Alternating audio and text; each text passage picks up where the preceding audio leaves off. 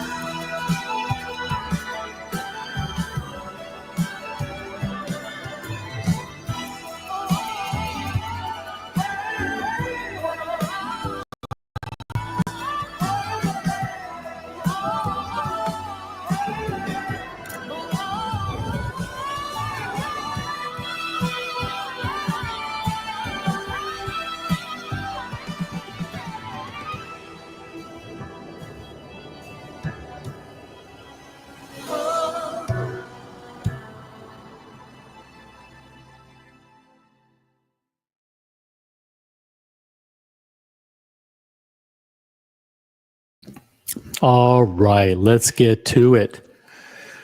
Let's get to it, guys. OC with you on the original OC channel. It is the 9th of April, 2025. Back from Watches and Wonders in Geneva. An amazing 7 days, but happy to be back in the United States. We will be reviewing all of the new releases announced at Watches and Wonders, as long as they are from Rolex or Patek Philippe. Because Richard Mille hasn't announced anything new, and neither has AP. And those are the other two of the 4 approved brands. The 4 brands that are approved for coverage on this channel. We really don't care about anything else. Although some other brands had some interesting releases. Tag Heuer, Vacheron, and who else? Tag Heuer, Vacheron, and Tudor. Tudor, yeah, believe it or not, Tudor had some interesting releases. If you guys caught my very brief Gonzo stream from Watches and Wonders, you'll see that I provided full coverage of the Tudor booth. So, but the question before you, the watch community today. Oh, by the way, a couple of announcements before we get into the topic of the day. The topic is, by the way, who won Watches and Wonders, Rolex or Patek? I think they both won. But I want to hear from you guys. Which Rolex release do you like the best? Which Patek release do you like the best? And those are the 2 brands we'll focus on, because those are the 2 brands, frankly, that matter right now. But quick administrative note, number 1, upvote the live stream. Click the thumbs up button. Let's get to 10 likes right out the gate. Let's do it. If we already have 10, let's get to 20. Come on, let's reach for the crown, guys. Reach for the crown. Number 2. Let's see, number 2. What was number 2? I don't know. Number 2, the link to join the panel is pinned. If you want to drop by and say hi, jump on the panel. Number 3, let's say hello to people in the chat. Let's say hello to people in the chat. Oh, by the way, if you have a star next to your name, you're a member of the OC channel. Thank you very much. Always appreciate your support. If you don't have a star next to your name, please consider becoming a member. If you'd like to become a member or upgrade your membership, I will drop the link in the chat now. And while we're on that subject, if you click on the currency icon next to the chat, as always, if you have a star next to your name and you're a member, please use your member milestone chat. Use your member milestone chat before it is before you lose it. Got to use it before you lose it. All right. We have Carlos Martin in the chat already. First, Carlos Martin first in the chat. Upvoted and ready to go. We've got Matthias in the chat. Logan Hall's nowhere to be found. Who else do we have? Come on, guys. If you're watching the stream, type in a comment in the chat. Dear Artifact, a member of the OC channel. OC, I'm back. Back in the New York groove. That's right. I'm back in the New York groove. We have some exciting events coming up in April. We have the Bucherer Watch Week coming up in April. If you're in New York and you want to attend Bucherer Watch Week, April 25th through 27th, reach out to me and I will get you in. Wristwatchholic is in the chat. How about your favorite brand, Tudor? Yep, they had some interesting releases, no doubt about it. But keep in mind, guys, the global moratorium has been extended through April 30th. So don't even think about buying any new watches unless it's a pre-approved reference from Rolex or Patek Philippe. So, guys, the global moratorium has, I met with everybody in Geneva. We agreed to extend the global moratorium. That means 0 new watch purchases without prior approval. The moratorium has been extended. By the way, the tariffs, huge story. As I was leaving for Geneva, tariffs were imposed, and apparently tariffs have been rescinded. I'm not sure what the word is. Postponed after we lost $7 trillion in market value. Apparently, the tariffs are now. I think Trump listened to me, and he put in place a moratorium on tariffs for 90 days. Shout out to President Trump. He watches. So as a fast follower to our global moratorium on watch purchases, the Trump administration has put in place a moratorium on tariffs for 90 days. Thank you for listening. I wish you would have listened earlier. We've got Vimal in the chat. Johnny O. Good afternoon. Johnny O's a member. Thank you. Vimal's also a member. We've got Muhammad Ali, who unfortunately I have not seen. I did not see in Geneva. He couldn't make it. £5, British pounds, super chat. Have you forgiven me for the Nomos yet? Honestly, I don't even. I know that you got something, but what color was it? Was it red? I don't remember. I blocked it out. I blocked it out quickly. Let's see if I go back through the chat, if it's even there. I have a filter that basically deletes all Tudor-related messages after 24 hours. So let's see here.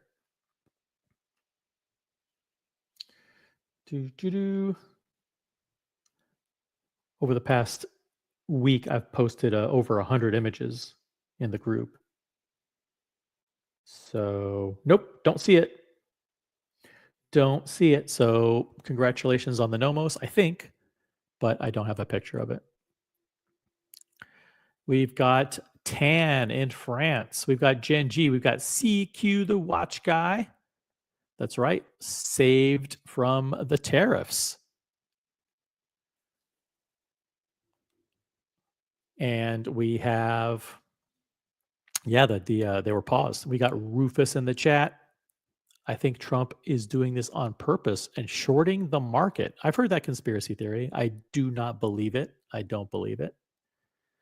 And generally, I don't believe in conspiracy theories. How's the market doing? Do we have real-time market updates? Hey, over 30 people watching.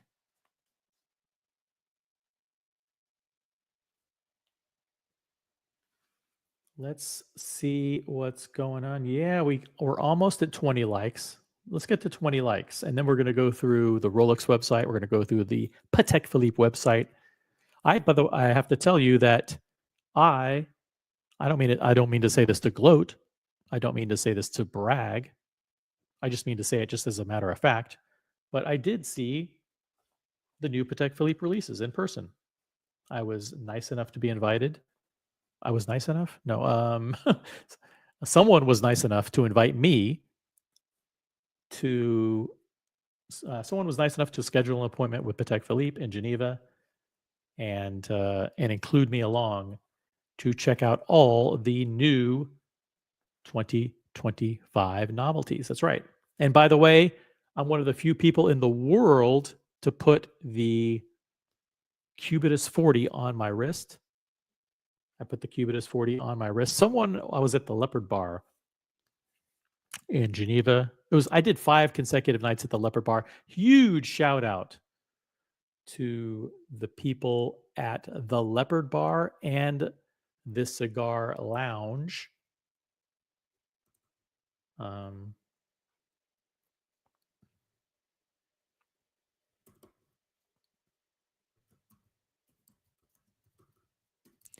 Those guys were super, super nice. So shout out to the people at the Hotel d'Angleterre. I think that's how it's pronounced. Hotel d'Angleterre, who hosted us for 5 nights in Geneva, 5 consecutive nights. They had to fucking deal with us. But shout out to the incredible staff, amazing hospitality at Hotel d'Angleterre or Angleterre or whatever. But they operate the Leopard Bar and the Cigar Lounge and got to hang out there for 5 nights. And someone walked up to me and handed me the Cubitus 40 rose gold and said, "Here, put this on." Just out of the blue. So I've actually tried all the Patek Philippe references. They're absolutely stunning. They're stunning. They're stunning. They're amazing. And I got to tell you, I can understand now why people collect Patek Philippe. Daytona Power Play, says Bobby Dazzler. Won the Watches and Wonders Prize Best in Show. That's right, the Daytonas, the meteorites, the new turquoise blue, the new John Mayer Player 2.0. Also the return of the chocolate and the blue. Gorgeous, wrap them up, and the green. There's a new green and golden that's absolutely phenomenal. So Bobby Dazzler gives the win to Rolex, and specifically the Rolex Daytona. Hey, we got Mr. Tudor to you in the chat. Hope you caught my live coverage from Watches and Wonders from the Tudor booth, from right outside the Tudor booth, where we provided extensive coverage, full coverage of what's going on at Tudor. Hope you enjoyed it. We've got Dr. Kevin Moore with us. What's up, Dr. Kev? Do I call you Doctor? Kevin? How do I refer to you? We've got Whole Milk in the chat. What's up, Whole Milk? Good to see Whole Milk. I'm interested to see what Whole Milk thinks of the 2025 releases.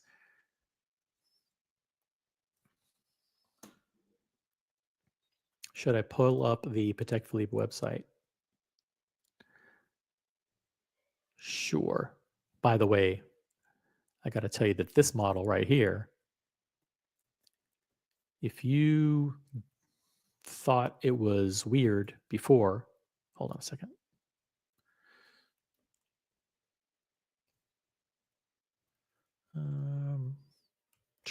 All right.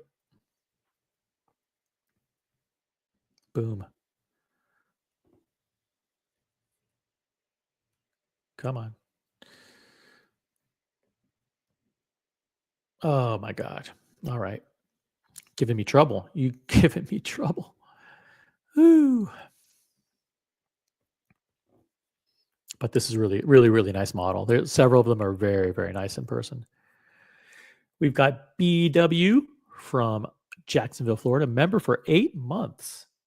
Awesome. Thank you very much. Greetings, everyone. Really, really appreciate your membership. Thank you for being a member for 8 months. Hey, we got SE. I don't know, I spent like 5 days with it. I think I spent like every day with SE. It was awesome. Absolutely awesome. And it was really cool to hang out with him and everybody I met. I hung out with the CEO of Chopek. I hung out. You saw the picture. I said hi to Terry Stern. It was awesome. Hey, CQ, what's up? What's happened? Welcome back to the US of A. How are you doing, brother? I'm glad to be back, although the weather was actually nicer there. I heard it was very good weather. And you didn't just say hi to Terry Stern. That was a cozy embrace. I saw that. I was like, oh wow. I was like, oh, Cubitus in his future. I see. I saw that really embrace. Funny. Listen, this is an entertainment channel, so I'm gonna feel free to embellish for entertainment purposes only. But it is true that listen, Terry's a nice guy. He and I are very good friends. It was good to catch up with him again. Yeah. And we hung out a lot, shared a lot of secrets about what he plans to do for the brand that I can't divulge, obviously. But yeah, we're good. It was good to hang out with him. It was funny that after we took a picture and I said, enjoy the night. Thank you for coming. I said, thanks for coming. Have a good time tonight. And then a couple of people wandered up to me. One of them was I like Pateks. Oh wow! On Instagram, and very cool guy, major Journe collector and Patek collector, and we chatted for a long, long time. We exchanged phone numbers. Looking forward to meeting up with him in the near future. And then the guy that I mentioned earlier walked up to me. He saw that I had been talking with Terry, and just he figured. You're a big dog. He thought I was somebody important, but I, obviously not. But he then walked up to me and goes, "Hey, how you doing?" And before I even said anything, he'd taken off the watch and handed it to me. And I got to try on the new rose gold Cubitus 40 in the flesh on my wrist. How'd you like it? So it is amazing. It's terrific. And I'll pull up a picture if I'm not lazy. Maybe I will. And then some guy walks over and goes, "Oh, I saw you were talking to Terry. I wanted to come over and introduce myself." It's like, "Oh, another one?" He goes, "Yes, I'm in charge of all the gem setting for Patek Philippe. I thought I should introduce myself." Oh, wow. Yeah. That's interesting. Yeah. I'd love to talk to that guy. I know. I said hi. I think he worked, we've covered this in the past. Very few people know that there's a company called Salinitro. And they're the company that handles all the gem setting for Patek Philippe. And I think, if I recall, Patek Philippe bought Salinitro in 2 years ago. So Salinitro, I don't think they bought the whole thing, but they bought like a stake in it. Smart. So Salinitro does all the gem setting for like AP and Piaget and Patek Philippe, and a lot of the big guys. They've been doing it for decades. And turns out that I forgot what the guy's name, but I'm assuming like he's some big hotshot at Salinitro.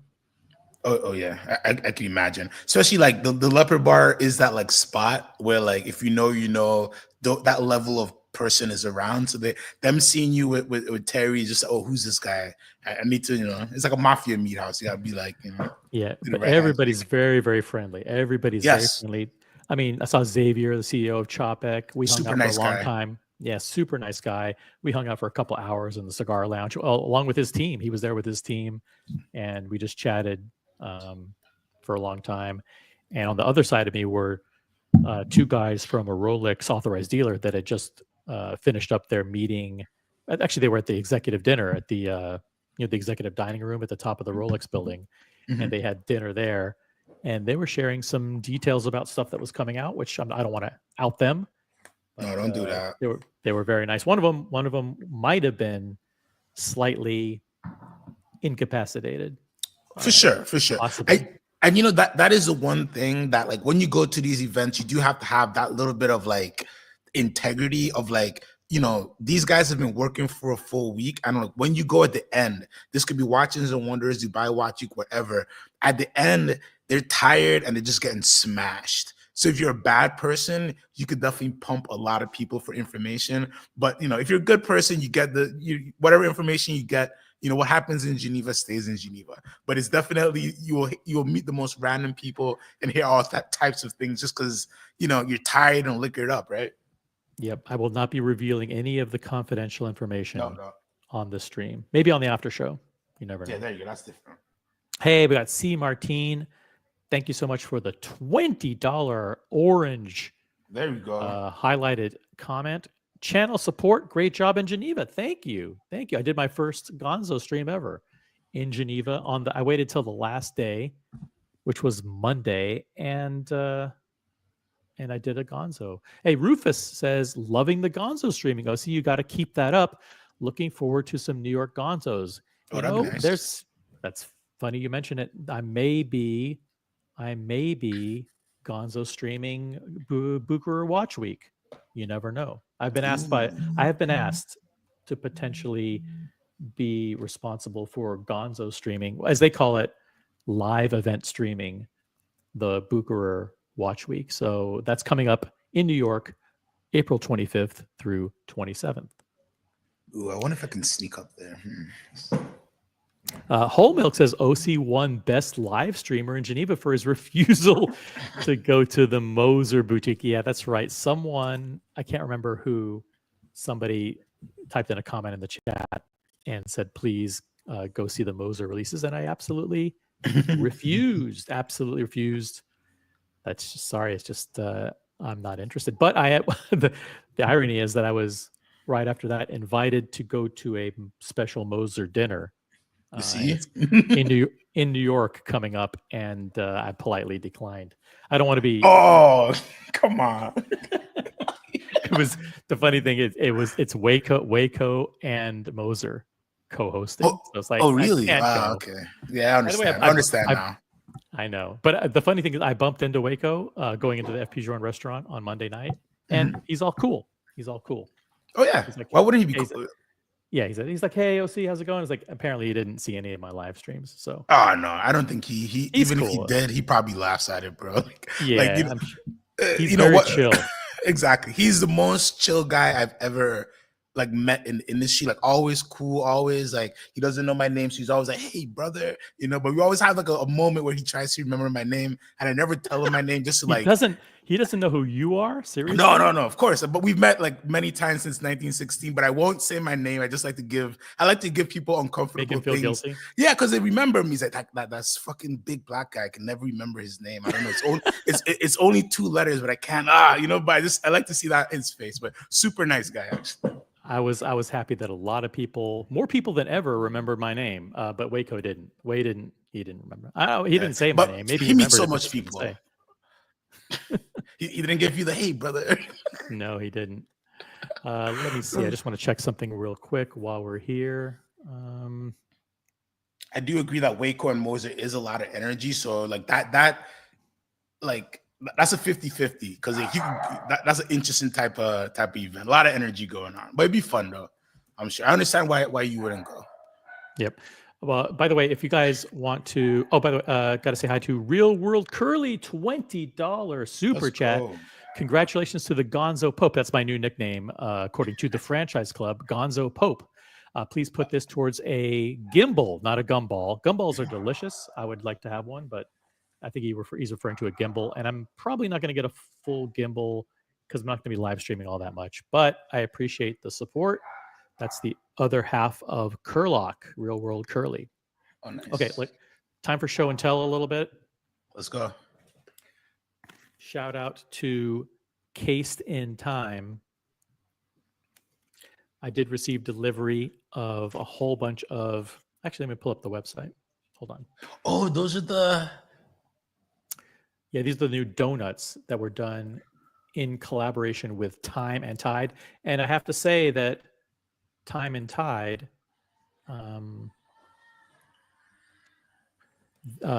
what's his name? Andrew McCutcheon.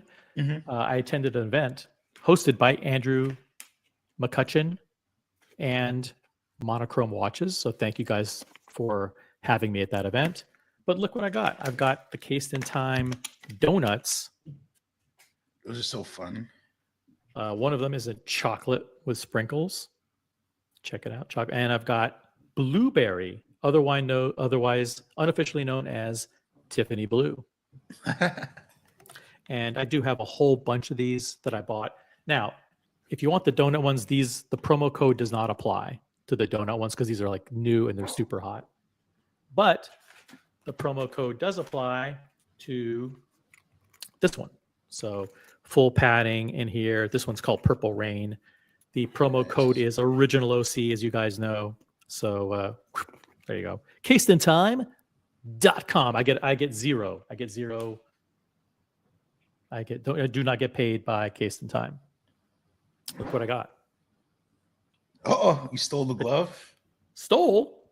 Or were you given? You're gifted. Yeah, I stole it. I stole the glove. And let's see what else here. I got this. I was lucky enough to attend the Rare Handcrafts exhibition. They look so good this year. Oh my gosh. Oh my gosh. They were really, really good Rare Handcrafts this year. It was amazing. An example here. I felt very, very not wealthy enough. So good. But it's just all like hand painted, hand enameled stuff. And check it out. The new Rolex magazine featuring the Land Dweller. Look at how thick it is. Woo! This is like excellent reading, but you guys know that I don't read, so it'll probably just stay here, sitting here. And then there's a whole new catalog just for the Land, a special catalog. Full catalog. It's like over 50 pages of material about the Land Dweller. Everything you wanted to know about the new what's it called? Something. The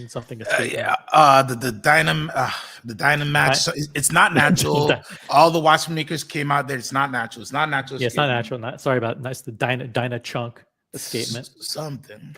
Dyna Trace. Come on, guys. Someone in the chat can figure it out. But there's my show and tell.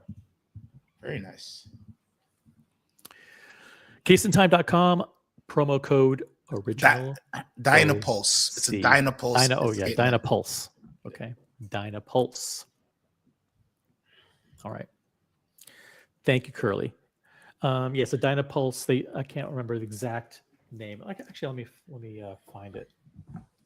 Which is, I did the research. I read all the things. It is a very, very good movement. A very nice improvement. I don't know if people will care who spend the money on it, but they call it's a sequential distribution escapement, guys. So sequential distribution escapement. It does have a what do they call it? Like a ceramic lever or ceramic pin or something in the, I don't know. Oh, it's the they have an impulse rocker. All kinds of, anyway, it beats at 10 ticks per second, and it doesn't ever require servicing. Oh no, I just made that part up. Yeah. I agree with what Whole Milk is saying about coaxial. It does have a huge marketing advantage, much better name, was designed by oh my gosh, George Daniels. So it's just a different like that. That's why, to me, I don't understand people going so crazy and making new movements, because it really doesn't get better than a coaxial escapement. Nothing you can do can really, like, in a normal production watch, come to what a coaxial escapement does for the price point that they're giving it to you. Rolex is giving you a new Land Dweller Dynapulse escapement for $14,400. You could get a master chronometer, master coaxial, blah, blah, blah, for probably under $7,000 right now. But I don't know. Yeah. Good point. Yeah, Dynapulse. But apparently it is people. By the way, shout out to all the great, even the mainstream media did great coverage of Watches and Wonders. I heard that Teddy Baldassar got, we talked a little bit about this before we left. Teddy Baldassar kind of got the scoop, him and Waco, on early access to the new models before anybody else. Yeah, I think other people were there because Monochrome also had articles that came out at midnight. But I think Teddy was the first to have, excuse me, a well-produced video ready to go. So they did give him early advantage a little bit, but there was rumors that he had like ultimate exclusive access, and I think that wasn't 100% true. But amazing video, and the timing of it was perfect. Yep, and it presented in typical, very professional Teddy Baldassar style. Yep. Oh, by the way, one more thing I got. In Rolex, in Geneva, Rolex has a boutique that's a Rolex-owned boutique. It's actually not even a boutique. I don't think they even sell anything there. It's more like a gift shop without anything to buy.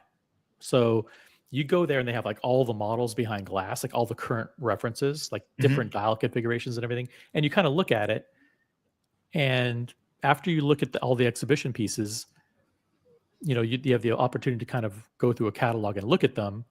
And then they hand you this bag and then you walk out. It's almost like, hey, thanks for coming, like a museum kind of thing in the heart of Geneva. And they give you this cute little Rolex bag.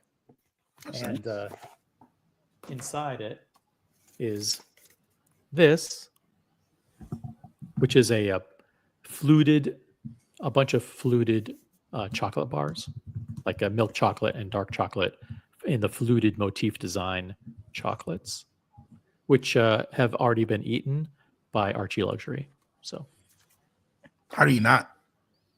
He ate the whole thing. I'm like, he got his own. And then I'm like, oh, hey, you want one of these? And he like grabbed all of them and like ate them all. There you go. All right. Johnny Doe says, OC, what was the awesome rare gold Rolex you wore to Watches and Wonders? I seen a short clip and thought, wow, I've never seen that before. Great question. 99% of people have no idea what that is. And when they look at it, they think it's some ugly big Datejust 2 or something like that. Or other people, and then after they look at it, they go, oh, an oyster quartz. But that's actually not what it is at all. It is this piece. So I have this in my collection. This is a Rolex Reference 5100. It is they call it the Texano. It came out in 1969. And this is one of two models that Rolex released that are numbered and limited. And mine is number 388. And they show this is actually prominently featured. Well, by prominently, I mean for like half a split second in the Land Dweller video, because this was a model that kind of sports an integrated bracelet design. So they kind of hinted or intimated that this was a little bit of inspiration, or that Rolex had a long history of creating watches with integrated bracelets. So it was this, and of course the oyster quartz that came out in the 1970s something. Can't remember. Yeah, 70s to mid 80s. Mid 80s maybe. Okay, 84, 86. I think the roughest, not the roughest, but the RX, and it's just like, whoa. Yep. So this is a piece that's in my collection. A lot of people saw it and they're like, oh wow, that's interesting. And that's about it. But thank you for asking. Let's see here. That tracks with the Pontiff. Yeah, it was actually, I have a bunch of pictures. I'm scared to pull them all up, but I met with a bunch of people. Do I dare? Maybe on a different stream, maybe on a late night stream, I'll pull up all the pictures. I have detailed pictures from the Rolex booth, from the Patek outside the booth because I wasn't allowed in. I also went into Tag Heuer and Cartier and Van Cleef and Arpels. And then I have pictures from all over Geneva. So now that Watches and Wonders is concluded, there's two major things have happened. Number one, there's a bunch of releases. And number two, there's this whole tariff thing. And I don't want to even get into the tariff thing. But CQ, what stands out? You've been reading some of the articles. You've paid attention to the new releases. Any standouts from your perspective? I like the JLC releases. I think the JLC releases are really good Rolex had a great year. I think that Patek, that Well, 8-day date.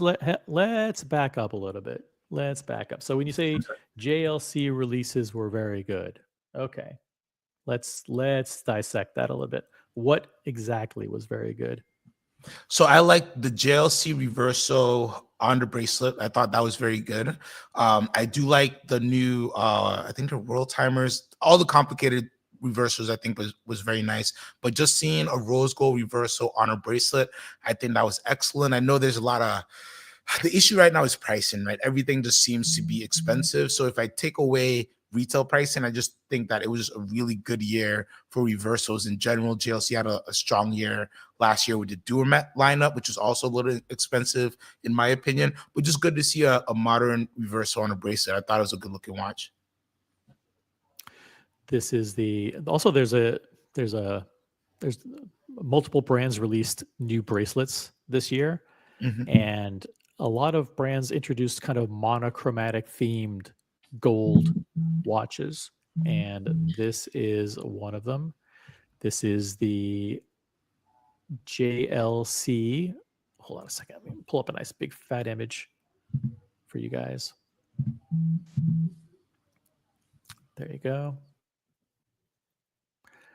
This is the Reverso. The actual official name is Jaeger LeCoultre Reverso Tribute Monoface Small Seconds, and it now is featured on a pink gold Milanese bracelet. And I think it is pretty cool looking. And the retail price of this is 44,400 euros. 44,400 euros. I don't know if that's pre-tariffs or something. Yeah, could be. It's pre-tariff. Let's see. Let's do a nice shot here. Check this out. Boom. Look at that. Looks good. It's a gorgeous watch. I think just a good, nice time-only piece. You know, I think a lot of these brands have really leaned into complicated pieces, it just balloons up the price. So it's nice to see a clean, time-only watch, Milanese bracelet. It's just a gorgeous piece and a good win for them. Would I love it at 34-ish? Yeah, but you know, that's just not the way it goes. Not the way it goes. And here is the back. 1,000 hours. What does that mean? So 1,000 hours mean the case and movement are tested for 1,000 hours. Oh, okay. Control. So JLC is the only brand that goes to that standard when testing each of the individual pieces. So it's one of the great things that they do, just being them, that why their pieces are such great quality. If JLC was a true independent manufacturer, it'd be up there, like it'd be past, like, you know, it'd be definitely past Patek. You know, if they were truly independent and just doing their own thing, but they're Richmond, so people just get, you know, they're in the fog. All right, so this was basically the only release that you liked, correct? Yeah, I mean they all look good, but that one stood out. That one stood out to me. What do you mean they were all good? I mean, what else? Come on. There's a reversal tribute geographic. Do you mean just from JLC or overall? Yeah, just JLC. Let's focus. I'm trying to pin you down because you mentioned JLC first. So let's go to the world timer was really nice. Okay, JLC world timer. The geographic reversal tribute geographic in steel and rose gold, and they just give you a nice big date and a nice world timer on the back. Yeah, and I think that's priced okay. Let me see. Whole million. We're not talking about Vermont. We got to block Vermont. I don't even want to like. I'm mad you put that in my brain. No Vermont talk. All right. So this one right here. Yes, sir. This is the Reverso Tribute Geographique. So we have a world timer on the back, but up front we have a big date, which is always nice to see. Hours, minutes. You flip it over, and you get a beautiful little, you know, kind of globe view. So let's. Not for everybody. what do you guys think of the big date? What do you think of the implementation of the big date? I'm going to zoom in so you can take a look at a real close look at it.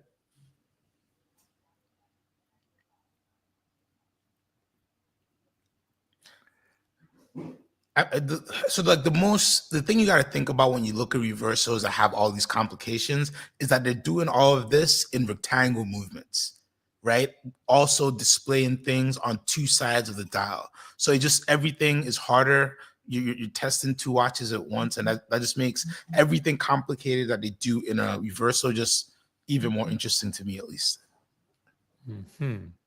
That's what makes it interesting. Got it. I feel like I'm doing a reversal. It's a reversal. Either you like it or you don't. Oh man. Okay, we got Lefty 1999 in the chat. Thank you so much for the 50 SAR. This gold reverso is the star of the show. All right, let's hold on a second. You paid. Super chat deserves for me to go back and highlight that. There it is. And this is a gorgeous watch, right? Like, not for everybody. Not everybody's gonna rock a full gold piece, but if you're, if you think you have the aura to pull it off, this is a sharp watch. And then let's go back real quickly to this one. So yeah, I don't love how how there's such a big gap between the two numerals. Obviously, I just think it's kind of weird. I guess it's the 23rd of the month, but it's kind of odd. It's a no for it's a no for me, dog. I got you.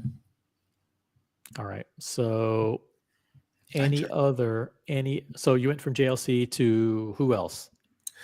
Who else did I like? I like JLC. I think we have effectively debunked the notion that JLC was the star of Watches and Wonders. Continue. Yeah, we could debunk that. I think that Patek. Let's go to Patek. Let's talk to Patek because I just love that. Patek, Paul. Let's go to Patek. All right. Yeah, let's go to Patek. Your friends. I saw that picture, man. You were hugged up. You were hugged up beautifully. I love it. Let's go to the home page. Let's go to we were lucky enough to see these right before we left for Geneva.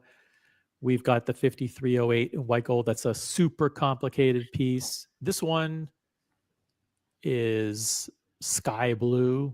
It's pretty cool in person, I have to say. Yeah, it's a nice watch. It's a super heavy hitter, but it's still a beautiful watch. I'm not going to go through all of them. Which one, in your eyes, which one or two are the stars? So I really like the 5328G. After seeing like some live pictures of it, 8-day power reserve date. I'm falling more and more in love with this watch. I just think it's a great blend of, holding on to the tradition while still pushing forward into more modern casual watches. Not for everybody, but I think I'm going to pick this up on a secondary market for a great deal. And I probably will never sell this watch. That's how much I like it. It's gorgeous. And one of the interesting tidbits of information, which everybody, listen, we actually drop watch knowledge once in a while on here, is that this has the, they call it Cloud de Paris motif, which is I call it hobnail because that's easier for me to say. It is. Yeah. The hobnail design on the side of the case. And this one actually features 4 rows of hobnail. And there are 2 previous versions of this. There's a time only, and then there's a travel time or something like that. Mm-hmm. And those feature 3 rows and 5 rows. So now there are 3 models, and they all have a different number of rows of hobnail. So please memorize that because you will be quizzed at some point in the future. It's good which trivia. Model. Yeah, it's important trivia, guys. We try to provide edutainment here. So please memorize which. Actually, go push yourselves, guys. Memorize the reference numbers and which ones feature 3 versus 4 versus 5 rows of hobnail on the side of the case. But this is absolutely breathtaking in person. I put it on my wrist. In the light, this is unbelievable. You will love it.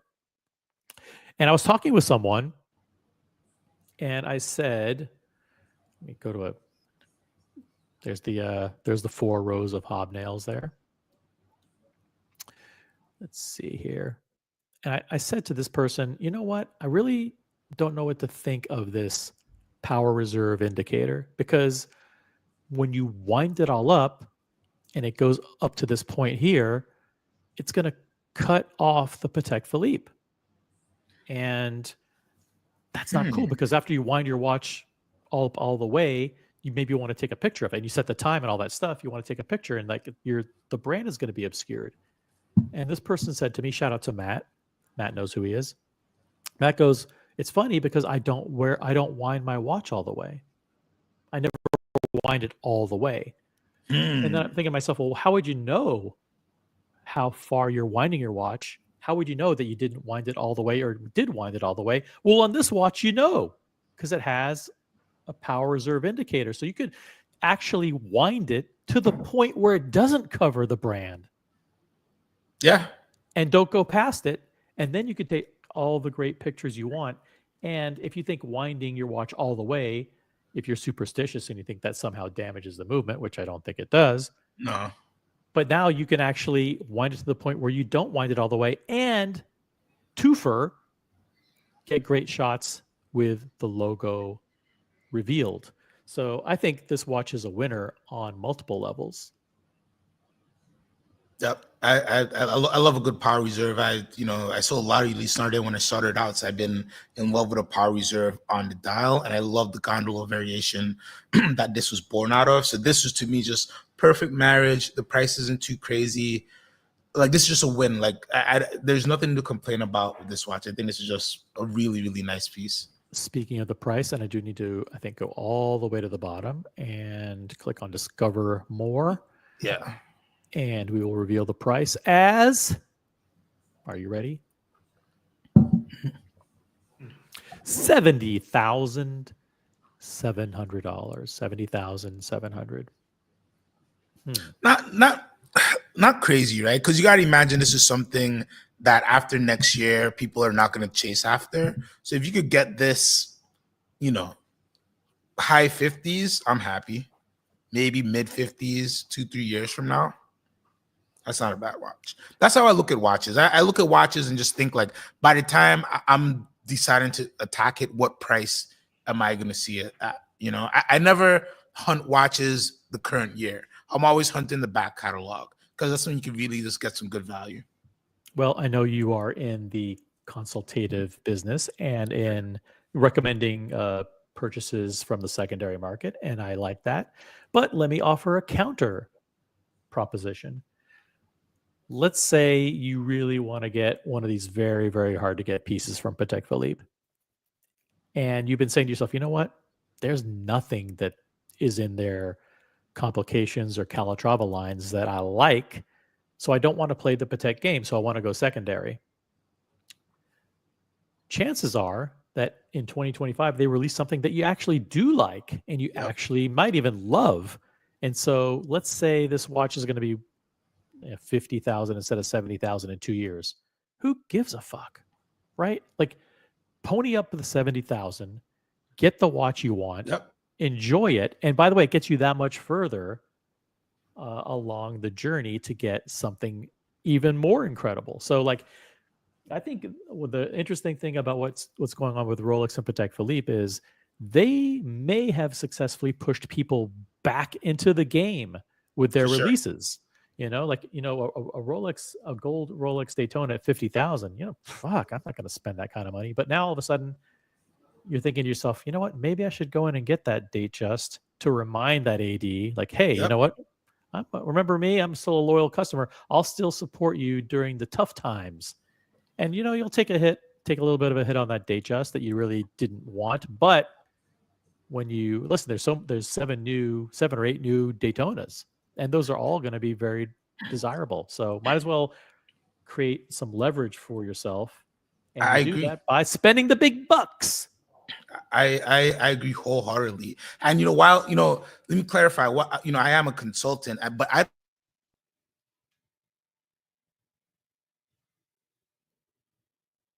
if you want to go primary, I assist you in secondary, I assist you that way. And to me, if you're somebody who, if you love watches and you're going to collect and you have the capital to spend, you want to lean into a relationship with a prove I'm that not sure if you're that's so right. Go ahead. I'm not sure if that's me or if it's you, but like sometimes WhatsApp will if you get WhatsApp notifications, Or it'll is it basically pinging? it'll basically take over your microphone for a little bit, just to let you know. Oh, that's what's going But on. I'm not asking you to turn off your WhatsApp notifications, but just No. It's because that does happen.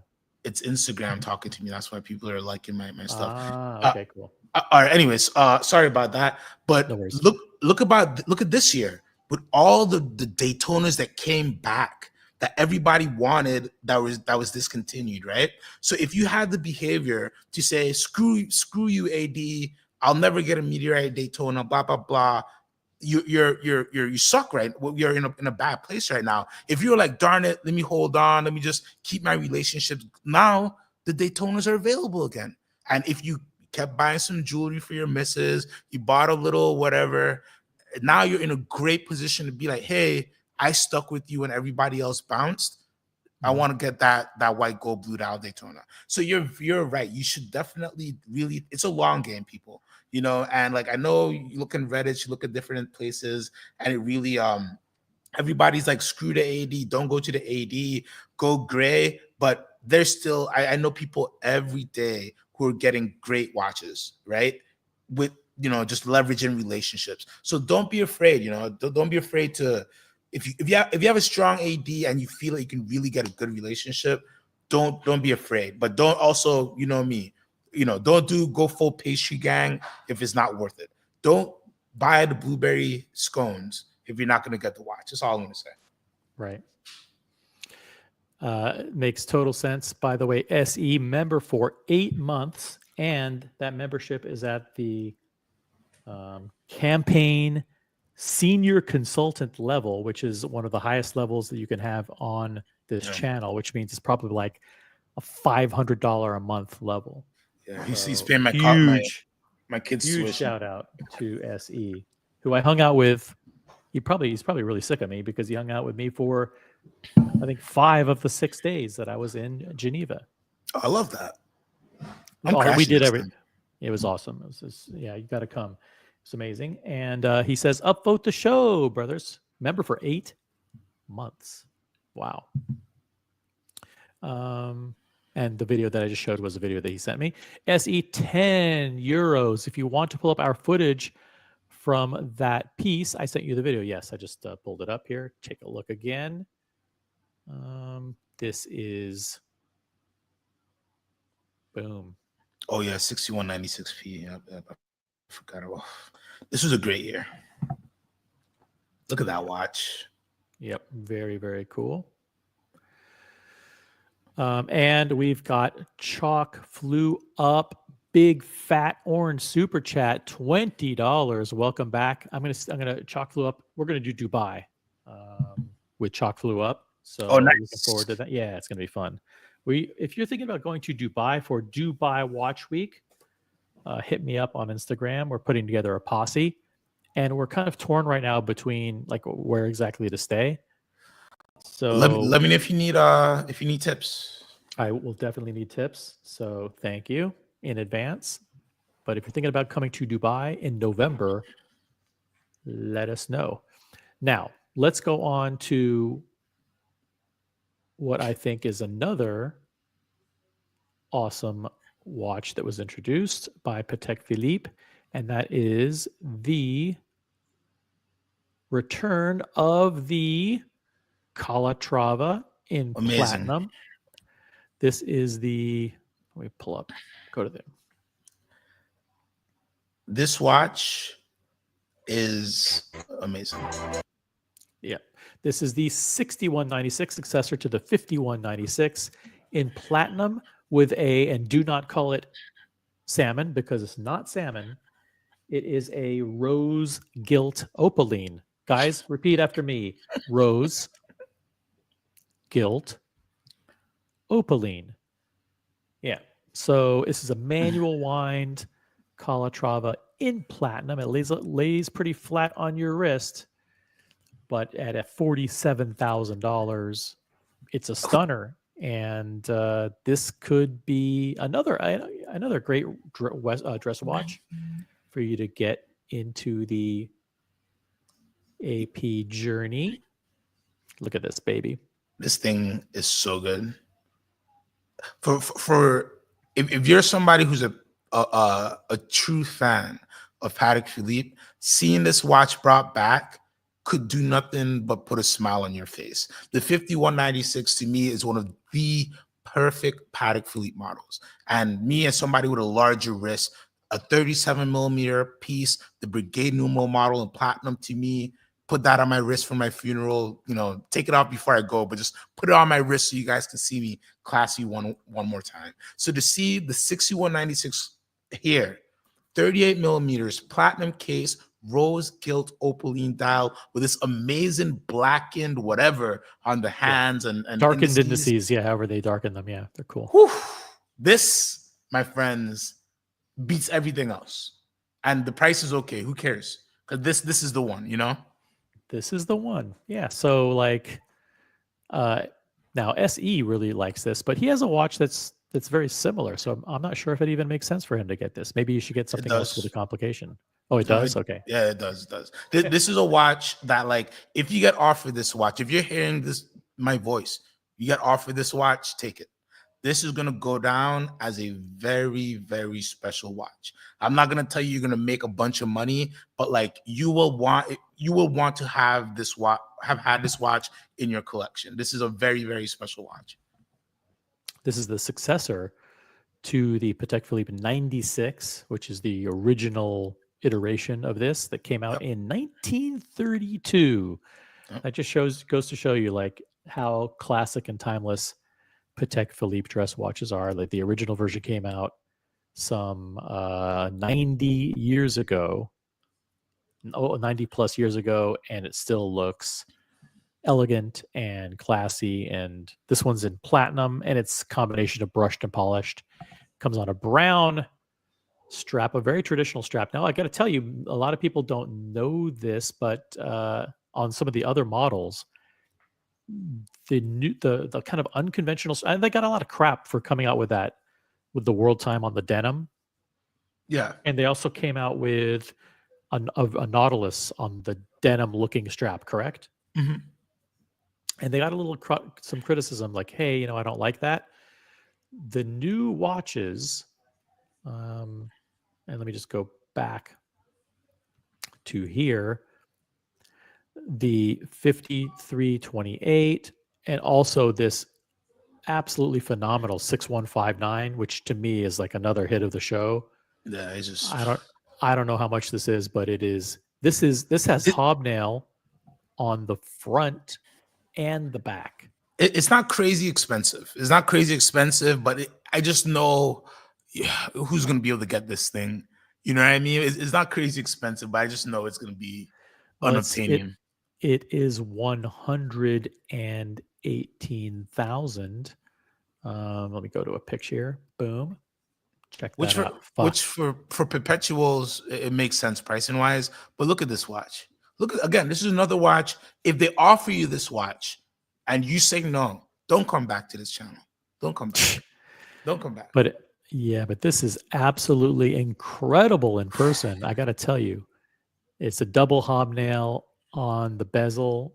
It's got this lumen kind of quality. It's like a sapphire dial.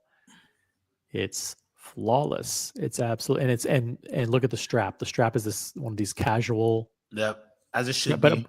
But on the other side, it's leather. Yeah, as it should be. And check out the case back. The case back has the double hobnail design around it. I think it's the only watch that does that. Oh, I love this. It's gorgeous. These are keeper watches. These are why would you even sell this? Somebody offers me this to sell. My first question is why? What happened? Are you okay? Can we figure this out? Because this is too good. It's too good to sell. I know. And we're gonna be providing breaking news now on the original OC channel. The breaking news is this is a new clasp. What you're seeing on the screen here is a new clasp for Calatravas, Complications, and other models. And it features now the twin trigger release. So now, you'll see on mine, I'll pull myself up a little bit. On mine, you stick your thumb under here, or your finger or whatever. You know, boom. You know, to take it off. On this one, it features a twin trigger release, so you don't do that, and it's actually really comfortable. So it's we're breaking news here. In case you didn't realize it, Patek Philippe has introduced a new clasp for their models. Now, if you're thinking to yourself, this is really awesome, I'll go buy it. Think again. You won't be allowed to buy it. This will be prioritized for new watches only. People who purchase new watches will get this, and people who have old watches who want to upgrade will be denied. At least for the time being, because the demand for this is going to be huge. It's a new class. They're going to make so much money. This is going to be probably $6,000 in today's money, right? Between 5 and 6, just for the buckle. Yeah, but the buckle it feels high quality, but I don't really know. I'm not really a steward or a good judge of quality, but this is an awesome watch for $118,000. You should definitely think about it. So let's see what else from Patek Philippe. This to me, this one is a standout as well. And the funny thing is, most people absolutely hated it when it came out. I just, how could you hate this watch? Well, you can hate it because it has two ugly looking pushers on the left-hand side. Hey, but that's the vibe. That's the vibe. When you have a watch on a bunch strap, I don't go over there and say, hey, why is this fucking watch on a bunch strap? I let you enjoy your bunch strap and let you so let me put on my pilot's watch with two obnoxious pushers and let me enjoy it. Because I love this watch. Every time I see it, I'm just like, this is just dope, fun, doesn't look like a Patek. They don't need to make it, but I know the people who buy this watch are going to enjoy it a lot. I got to tell you, if you, in the back of your mind, kind of like this one, you're going to love this one because this dial is stunning. I don't know. I think the previous one was blue, and I don't know if they ever had a different color before that. Do you know, CQ? I think it was blue. Was it brown? Was it a rose gold and brown? I don't recall. But this is like an ivory, and there's a brown. And this is just with the black, it just pops. It's nice. Holy, because you get the loom, that green from the loom, so you get that creamy ivory, the black with everything's outlined in black. Then you get that creamy green loom. This is one of those watches you walk around with your UV light, and all day, man, you just have it there. Patek did a great job of just giving sexy looking watches this year. We got movements and blah, blah, blah, blah, blah, blah. But you look at this, I sell this watch every time. Every time this comes into the store, I sell this watch. For sure. All day. I put it on your wrist. You're not taking this watch off. This is a great looking watch. This is a super nice watch. Let's see who we have in the chat. We have Patek Chris. What's up, Patek Chris? But this is another great watch. So, and again, I just want to highlight that it is on the casual, this woven strap that AP moved on the code 1159 to that textured rubber. And this is a basket weaved on the front, a rough, and I mean rough, it is actually rough, basket weave pattern. I'm not sure if it's cloth or whatever it is, but it feels rough in a good way. It's very casual. And then on the backside, it is a smooth, they put a smooth calfskin strip there. And I think this one doesn't feature the deployant, but I think the look of these straps is really cool. It's very, very cool. And I love that they're embracing this, because Patek is one of those brands where forever you could get a custom Patek strap, right? And they'll make pretty much whatever for you if you're willing to wait. But the fact that they're putting it on production models, because so many people feel like I have to wear it the way it's born. So it's nice to see, hey, we're going to give you this watch, even though it's price and it's from a dressier brand, it's meant to be a more casual piece. The only thing I would love to see, which I doubt will happen, all Jordan straps are double-sided crocodile alligator, and that makes them a little bit more water resistant and they last for a very long time. I would suggest that, if you ever make a custom strap, get a double-sided gator if you do gator, because they just last forever. But this is amazing. I really love this watch. I will own this watch. I'm putting it down on the list. It's going down. Put it down on the list. It's on the list. And then finally, I saw this one in person, and I wasn't a fan of the previous one. I think was this is the 4946R in rose gold. I think it was a 4947. Maybe that was steel. I can't remember. I don't know if this is the successor to that or if it's a different model or what. I just know anything about Patek. But this in person looks striking. Now, if you have a big fat wrist, if you're overweight and your wrist is over 7.5 inches or whatever, this may look a tad small on you. But oh man, it's a good, very traditional, elegant looking watch, and they combined something that looks very old world, with something very modern. With this, again, this is rough to the touch.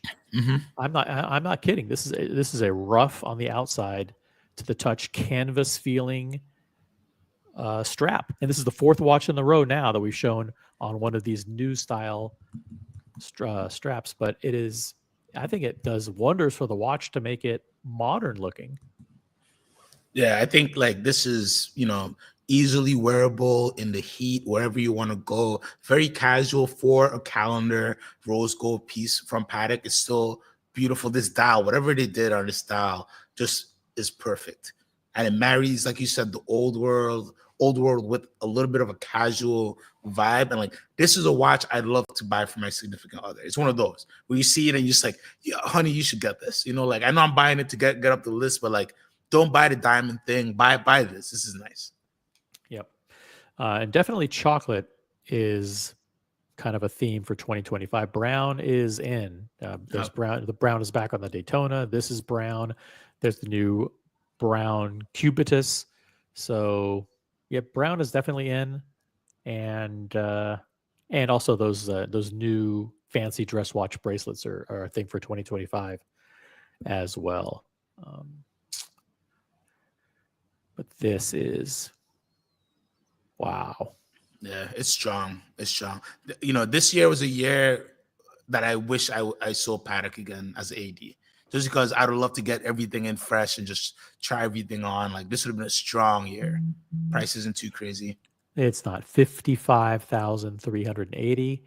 It is 38 millimeter, 11 millimeters thin, and it is an annual calendar. Check it out. Annual calendar moon phase with the aperture date. Good looking watch. So yeah, that's why Patek Philippe was super strong. And just to go back again one more time, just to pull up some, and we haven't even talked about Cubitus yet. Yeah, that's the thing. That's what I love so much about the releases. The Cubitus were just kind of hey, we did it, but it really wasn't the bell of the ball at all. This thing, for real, this is on so many levels. It shows why Boston Collector is wrong and Patek is the best, to be honest with you. AP can't do it. AP cannot. They cannot give you a manual wound 38 millimeter watch that gets you more excited than a Royal Oak.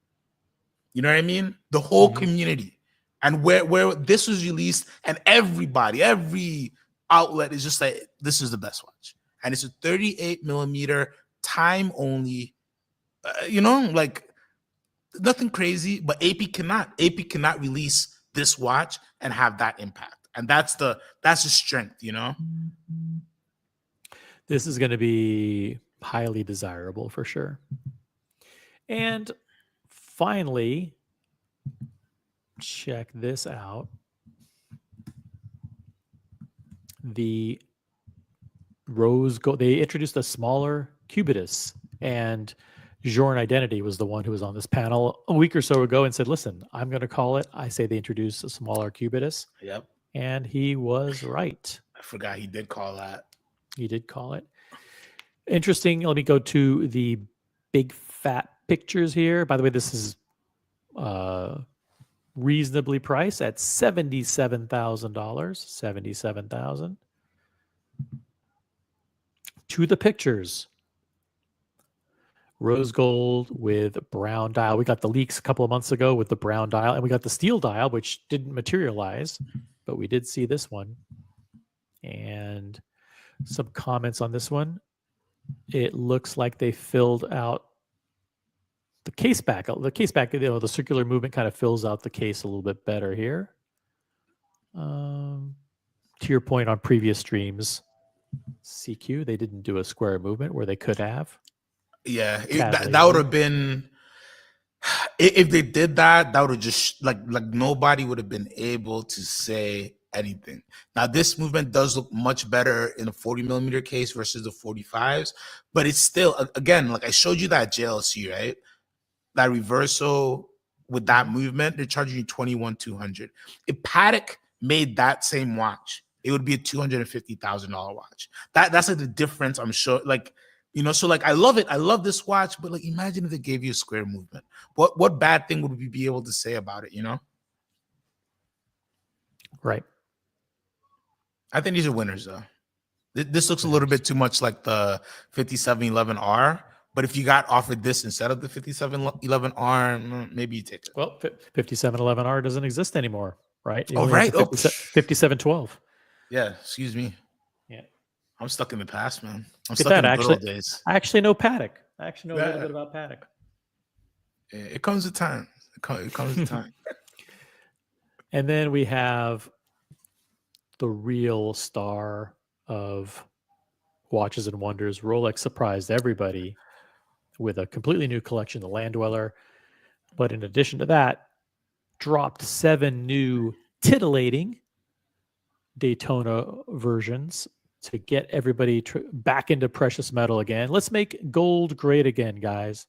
They introduced a turquoise blue on Oyster Flex with the black Cerachrome bezel. They introduced a trio of blasts from the past, a John Mayer 2.0 that's green and golden. They introduced a white gold with blue, rose gold with brown, and they also brought back the meteorites. They brought back the meteorites in white, yellow, and ever rose gold. So like a trio, like a lot of to get excited about in the Daytona range. And also very, very interesting is there, and there's a lot of interest in this, is, let me see if I can find it. The introduction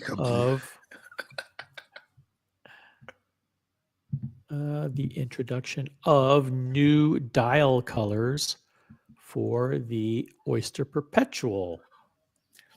And let me pull up an interesting chart because I think you will find this entertaining here and educational.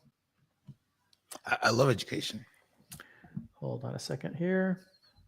Ooh, okay. After that, we'll talk about what Vimal asked. But I think Peekaboo is a great name, Kyle Ken. I forgot that Peekaboo is a real Pokemon. I feel ashamed for myself as a Pokemon head, but I want to run with that. This is the Peekaboo. I'm gonna make a little reel about that.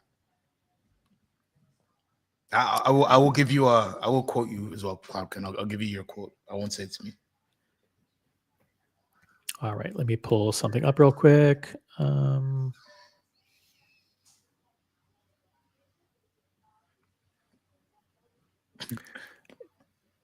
Hold on. All right, boom. This handy little chart here. Ooh, look at you. I can't take credit for this. Credit is maybe Hodinkee. Let's give Hodinkee credit for this. Okay, I could take it. So, by the way, so new for 2025 is, by the way, the black is new.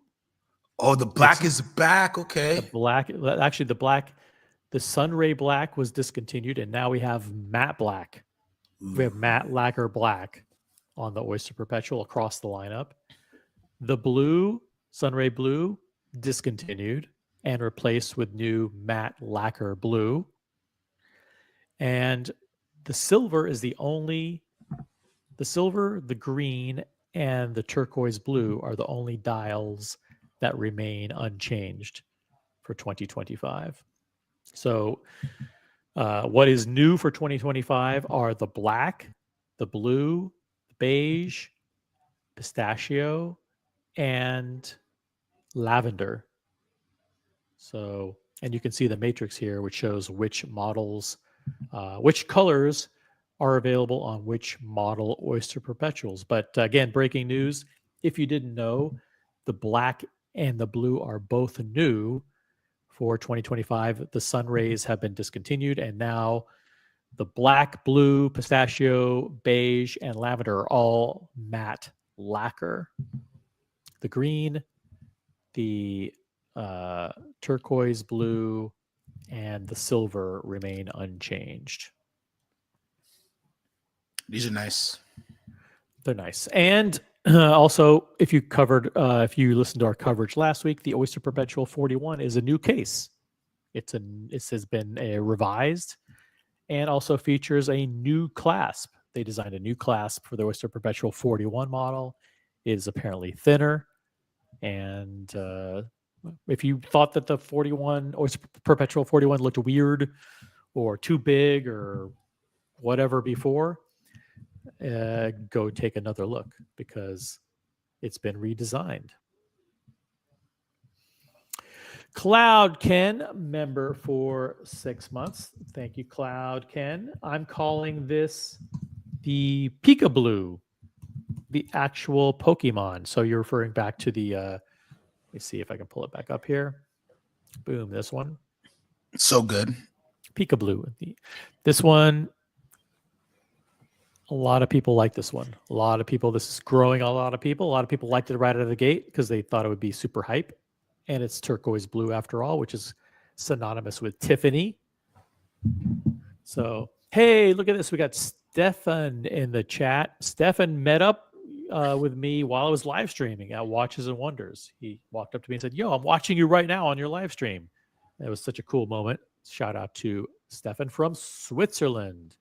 Got Tobister McDonkey in the chat.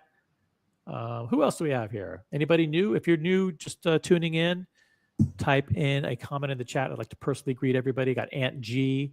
What's up, Aunt G? Essie, have a good night. Thank you for coming in. Who else do we got? We got over 50 people watching. Guys, we got Tom Voss in the chat reminding everybody to upvote the live stream.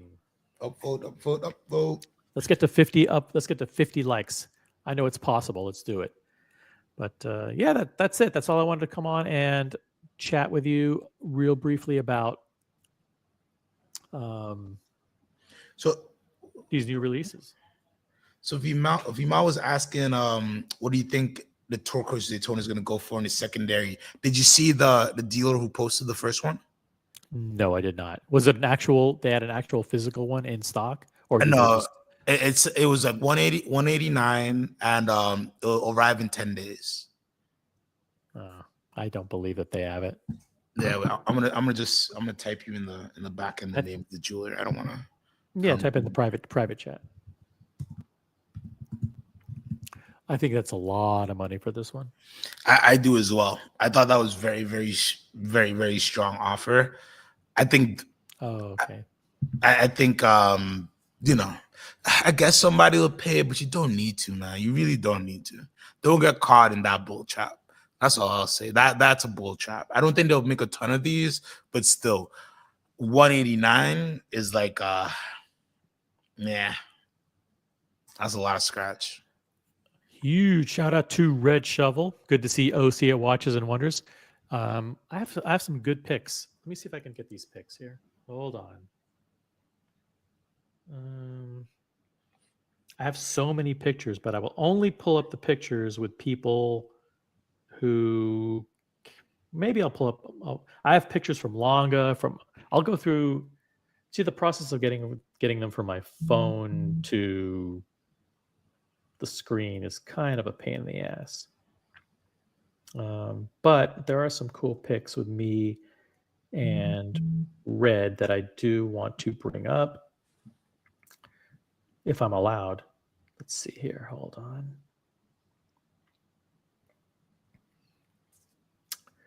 Bear with me.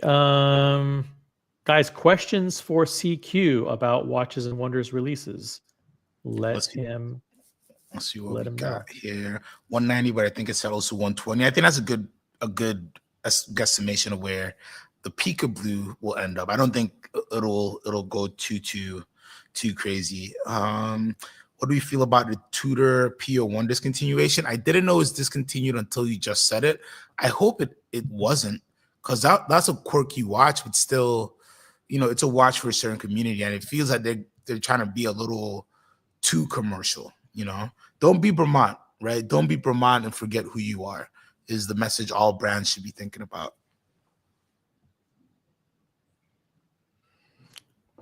Good point. Keep going while I do some stuff in the background. You're in charge of the chat, CQ. Go for it. I'm looking.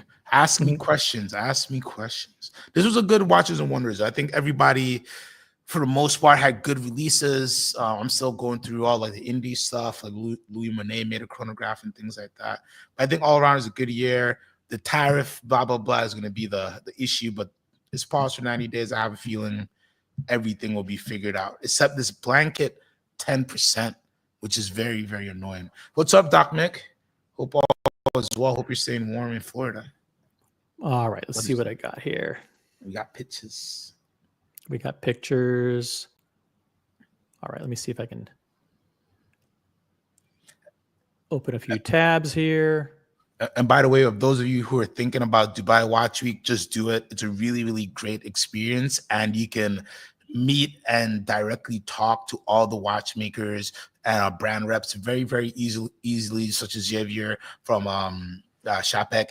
And no appointments are needed. It's very different than Watches and Wonders. There are no appointments. There's no private versus public. There's one press day, but it's a very just like a party thing. But after that, everything is public, and like you can just go up and just see Mr. Philippe Dufour and just say hi, and he'll talk with you. It's a very, very good experience. It is a long flight, but if you can make it, very, very well worth it. Very, very well worth it. Agreed. I haven't been there, but I'm gonna do it. Here is a cool pic of me and Red Shovel. Let me see if I can make this bigger here. What watches you got? This is a big vertical shot there, so it's kind of. No, you good.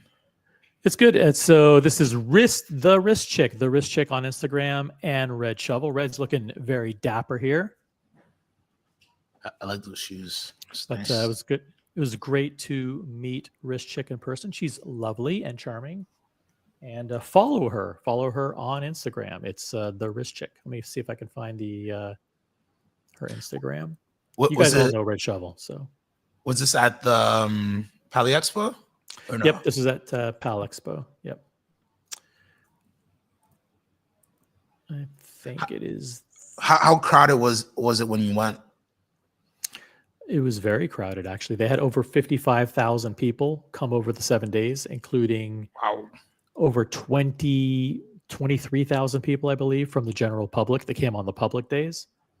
So, yep, I will drop the link in the chat. Follow the Wrist Chick on Instagram. Here's her Instagram, by the way. Boom. All right. Now we have another pick here. This is Red Shovel and me and Mr. G from member of the Colony crew. And then finally, let's see, where did I put the other one? This one should be an interesting one. Oh yeah. Here we go. Check this one out. OC and Red Shovel and Luxury Bazaar founder and chief executive, Roman Scharf. Yes. Wall pianos, very nice. So yeah, we did. It was cool. So I got so many pictures here. Let's see. Let me pull up another one. Vima, I don't think the gross margins are 68% for watches. I think like if you include jewelry, it bumps up. But he's talking about the Richmond margins for the tariffs. I think brands will eat the 10%, but it's interesting that some brands jumped the gun, including Christopher Ward and Farah, in sending the emails out saying they would pass on the tariffs to the consumers. So very, very interesting how every brand is deciding to communicate the situation. And finally, hold on a second here. They have to pay a lot to the Swiss government. One more image to share. Boom. That's right. Can I just say something? I love that Terry Stern is always smiling. And you think it's just pictures, but he's just like, I feel like he's me, like just like fat, jolly guys enjoying life. You know what I mean? I like, how can you hate him? You know what I mean? I see him and I can't hate him because it's just like, hey, I'm on top of the world. Like, what do you want me to He's got nothing. About? He's got nothing to worry about. Nothing to worry about. I love it. I want to give him a big hug. I gotta see, just like, hey, keep on. Shout out to the Leopard Bar, and yeah, I got to meet up with Terry there. Take a quick picture. Does it look like we've been talking for like 15, 20 minutes, maybe an hour or two? Yeah. And hey, at the end of our long conversation, hey, by the way, let's take a quick pic to memorialize our very long, detailed conversation. Sure. You can see it. He's like, well, let's get you to leave me alone. I love it. Stefan says this is very useful information on the new OPs. Thank you. I agree. Where did I put that information? Right here. Yeah. And let's see here. We've got a lot of these. Hold on a second. I got to do something here.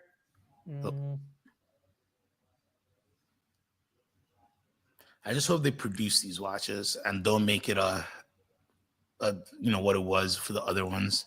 I know I'm just, I'm wishing to like something that's never going to happen. But imagine if you could just walk in and like grab some of these beautiful OPs. We've got the wrist chick in the chat. Hey, and let me see here. Let me pull up that picture again because it is stunning. Check her out. She's very lovely. And Red, by the way, is back on track. By the way, Red, I hope I'm not saying something out of turn, but he's alcohol free.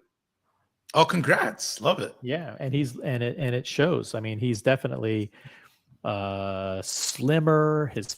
His face is more handsome. I love the look with the beard. He's looking fantastic, and he's smiling and feeling great. So huge shout out to him and the wrist chick. Love it. All right, guys. Questions for CQ or me? Questions are good. Otherwise, I think I just wanted to do a quick stream. I know we got 50 people watching, so listen. The panel link is pinned at the top of the chat. Don't be shy. You can jump. Anybody can jump on. If anybody has questions, we will. Oh, what is this? Wristwatch chick unboxing by next weekend. Oh, yeah. Red, don't you know there's a global moratorium on all watch purchases? Be careful. Don't buy without prior approval. Hey, we have an actual question for CQ in the chat from Aunt G. Hey, CQ, is it best to get a Datejust Wimbledon from the authorized dealer or pre-owned? It really depends your relationship with the AD, right? It's not something that I'd want to wait too long at. I don't think the prices are too crazy above the AD, but if you feel like you can get one, within 6 months without doing too much, if you have the relationship already, it's definitely something to go to the AD for. But if you have zero relationship and if you're in a big market, it is one of the more attractive watches. So like if they're giving you the run around, I wouldn't I wouldn't wait too long for it. Just get a nice one pre-owned, a couple years back on a secondary, you'll be okay. That one This depends on watch, your relationship. the Wimbledon dial has been out for over a decade. Every year. At this point, it's been out so long that people don't even predict that it'll be discontinued. Yeah, it's just part of the catalog. That's how old it is, because I remember 4 years ago, people would say, "Oh, well, the Wimbledon dial's getting discontinued," and then the year after that, it was like. But now it's been there so long that people don't even predict, don't even think about it. I say, if you want this watch, you shouldn't have to wait very long for it. Of course, the AD will tell you, "Oh, it's a very special dial. It's the Wimbledon dial. It's very rare," but it's not. And if you want it on steel with the white gold fluted bezel, it should be very, very easy to get. If you want it two-tone, it also comes in two-tone yellow gold and rose gold, so there's lots of configurations with the Wimbledon dial. I think you should get it you should be able to get it super quick. Yeah, that's what I'm saying. Like if any solid AD, I don't think that's a 6 months max, maybe 9 months. I don't know. But but again, like you said, they've been making them for so many years that you can find a good quality older one for a decent price, especially in this market as well. Don't let any of these dealers hold the tariffs over your head. Let them eat the 10% is a lot, and eating it is not something fun to say, but it's like, don't let anybody squeeze you with all this chaos that's going on, for sure. Don't let that be an excuse. Like, oh, the tariffs, blah, blah, blah. Listen, I'm in the middle. I'm importing a watch for somebody from Asia, and there's 10%, and I might have to eat a lot of that or whatever. But it's kind of part of the business, right? Don't let anybody squeeze you just with this chaos that's going on. Yep. And we have Whole Milk with a question. Did Xavier give you any inside info on the state of the watch market? Ooh. Actually, we were talking, and he did happen to mention that Chopek was doing very well, and that Chopek in the first quarter of this year actually achieved a 12% increase in sales. Wow. So, which is pretty staggering when you think about, that you think of Chopek as being one of these brands that must be suffering because, the Antarctique doesn't sell for over retail anymore or whatever. And then the rest of their lineup is dress watches, and their watches are expensive. But according to Xavier, they do expect a very rough Q2. They do expect a drop for Q2, but they said that in Q1, they were up 12%. Wow, that's very, very interesting, right? And it goes to show you that it's not always about secondary performance, right? If you can sell the watches, you can make it happen. And even though it seemed that they were getting a little bit softer, and I think a lot of indies seem soft on the secondary market, there's still people who are buying, who were on lists last year, who still enjoy the watches. So that's very interesting to know. That's very, very interesting to know. Yep. And we have a comment from Mr. Tudor to you. I need a laugh. Burgundy, Black Tudor, Black Bay 58 Burgundy thoughts. Let me get a better picture. This one's kind of blurry. Is there a better picture? I don't know. I'm sorry. That's a good one. You know me. I love all watches, right? I'm the most optimistic. I can find a beauty in a remains in Rome, right? But why are we having this sunburst red? This looks so cheap. It looks so cheap. Like that style dial just does not suit this type of watch, in my opinion. A good matte burgundy, we could have been talking about something, but that finish, it just a cheaper look. It looks like a Tag Heuer, and I haven't seen a good picture to convince me not. Maybe this picture right here will convince you. I hope. How about this? Boom. What do you think now? A little bit. But imagine if that was just a deep, rugged burgundy with some gilt. You know what I mean? I guess my thing is I don't know what certain brands want to be anymore. I thought Tudor was giving us the vintage aesthetic that Rolex wouldn't give us. Right now, it's well, are you going a little bit more modern with this kind of look? Same thing with Bremont, right? Is well, what are you doing here? So you see, and then I like bigger watches, but did you need a bigger Pebble Go? So it's like a little bit like who's your what clientele are you trying to focus on this year? And I think right now everybody was in like that sales marketing room and it's like, let's just do a shotgun approach. And I was just talking to I was doing a consultation with a brand earlier, and it's like you gotta stop with the shotgun approach. You gotta get like very specific and like be like a hunter with a deer and like mark your target and make your kill. But when you do these kind of releases that, oh well, everybody will love, a red dial, and it's like not this. This is very like meh, and I'm usually the one who's like, oh my god, they're doing such great things, and I'm over here like, I don't know. Mm-hmm. Yeah, it's okay. I mean, it's a Black Bay 58 after all. That pretty much sums it up, right? Nah. And like, how much are they charging you for this beautiful watch? Yeah, how much is it? Let's see. Let's go to the Hodinkee article on this, and 4,600 on the 5-link bracelet. So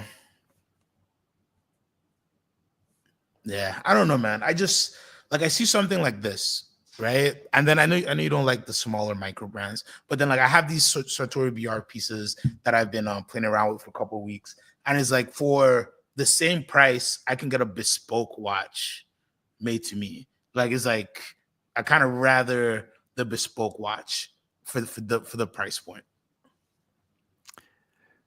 Let me pull up another image here. This was actually a pretty good shot here. What do you think of this? Boom. Hey, it looks cherry. This would have been a great limited edition. Yeah, I don't think red is very versatile. So no. That's why, in my opinion, you have to do it in a very specific way to make what it else, like, Yeah, what else did they come out with? They came out with a Black Bay 68, which is like a 43 millimeter version of the watch. Yes. And other than that, I'm not aware of any releases. Maybe they did. A Pelagos Ultra. Yeah, don't even know what that is. They did come out with a watch that's an absolute ripoff of the Explorer 2 Polar, right? Yes. I can't even. Yeah.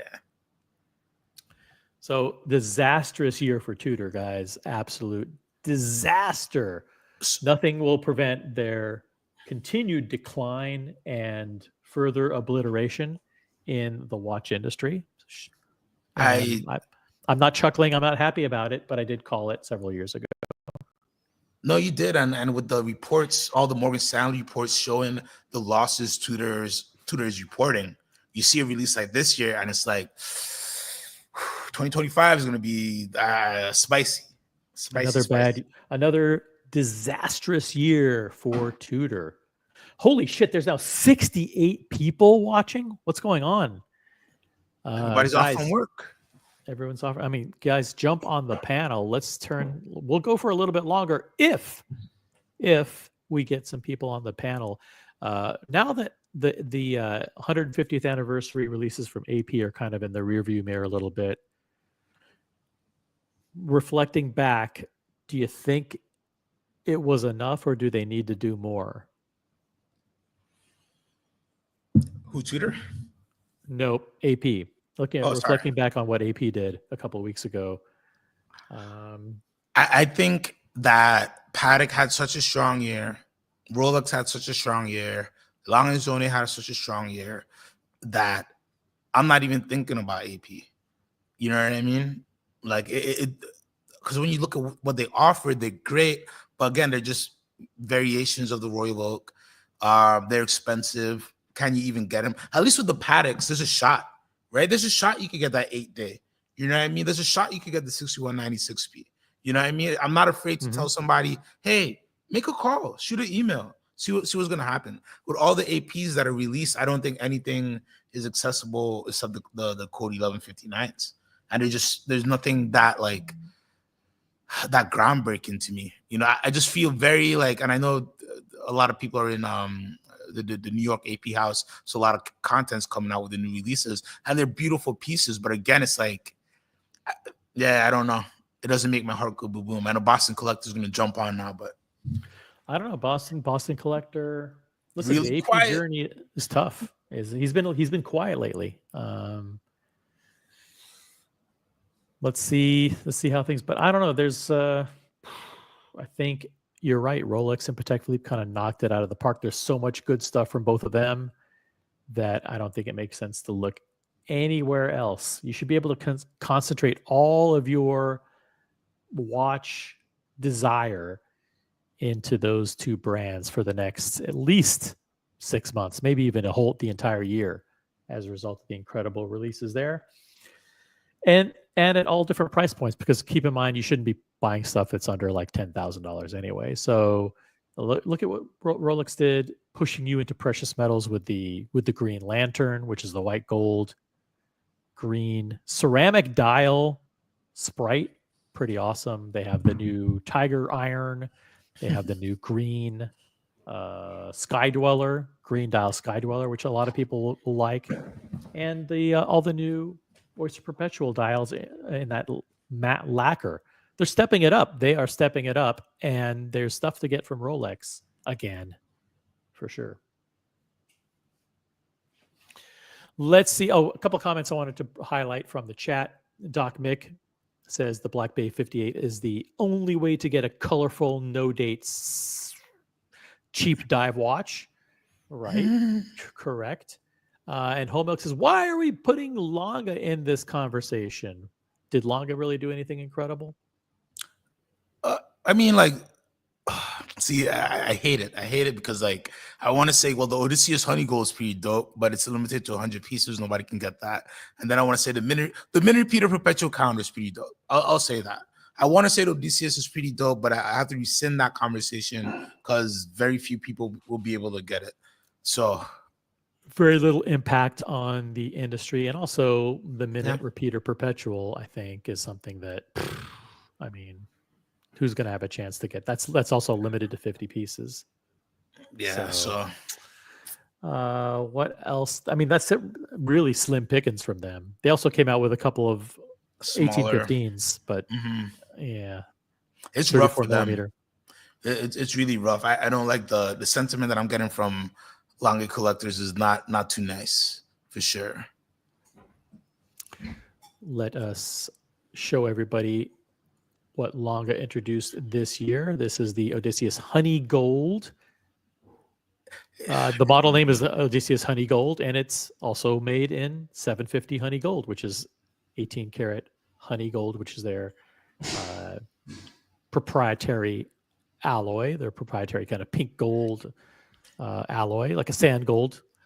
Yeah, with a sand gold, a little bit more hue, with a little bit more zhuzh. And it features the brown dial, yet another model with the brown dial. We have the Cubitus, which is pink gold on the brown dial. We have now this one. And then we have the revival of the brown dial Daytona. So this could be the year of brown dials.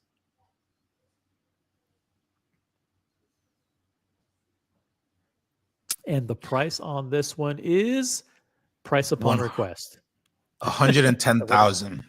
110,000. Yeah, so that's a rumor that's being reported as per Mark Kuzlaric over Hudinki, which I don't see no reason not to believe that, and that just makes this like, I don't know, man. I don't know. A white gold Odysseus I think is under 50. A stainless steel one is like well under 40. Yeah. Yep. You know. Thank you for correcting me, Aunt G. It's the Green Hornet. The Green Hornet, not the Green Lantern. The Green Hornet is the name for the white gold GMT. Hey, Ryan Singer's in the chat. Ryan, hit me up. Are you in the United States or are you in Puerto Rico? I thought you were coming to Puerto Rico. I thought you were coming to U.S. first couple of days of April. Let me know. Hit me up privately.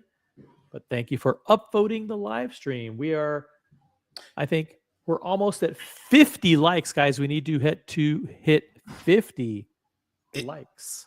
Is he is Ryan based in PR? Ryan is based in PR, correct. Oh, I love that. I love that.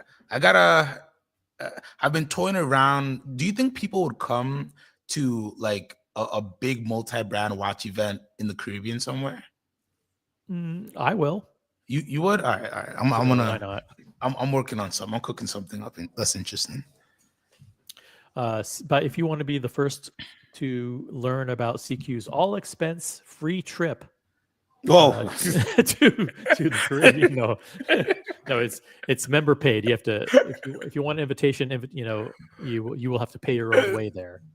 Yeah, but it will be very. So I was actually talking to a brand, and they were like, "Oh no, we can't fly." I was like, "No. The people would have to get themselves there."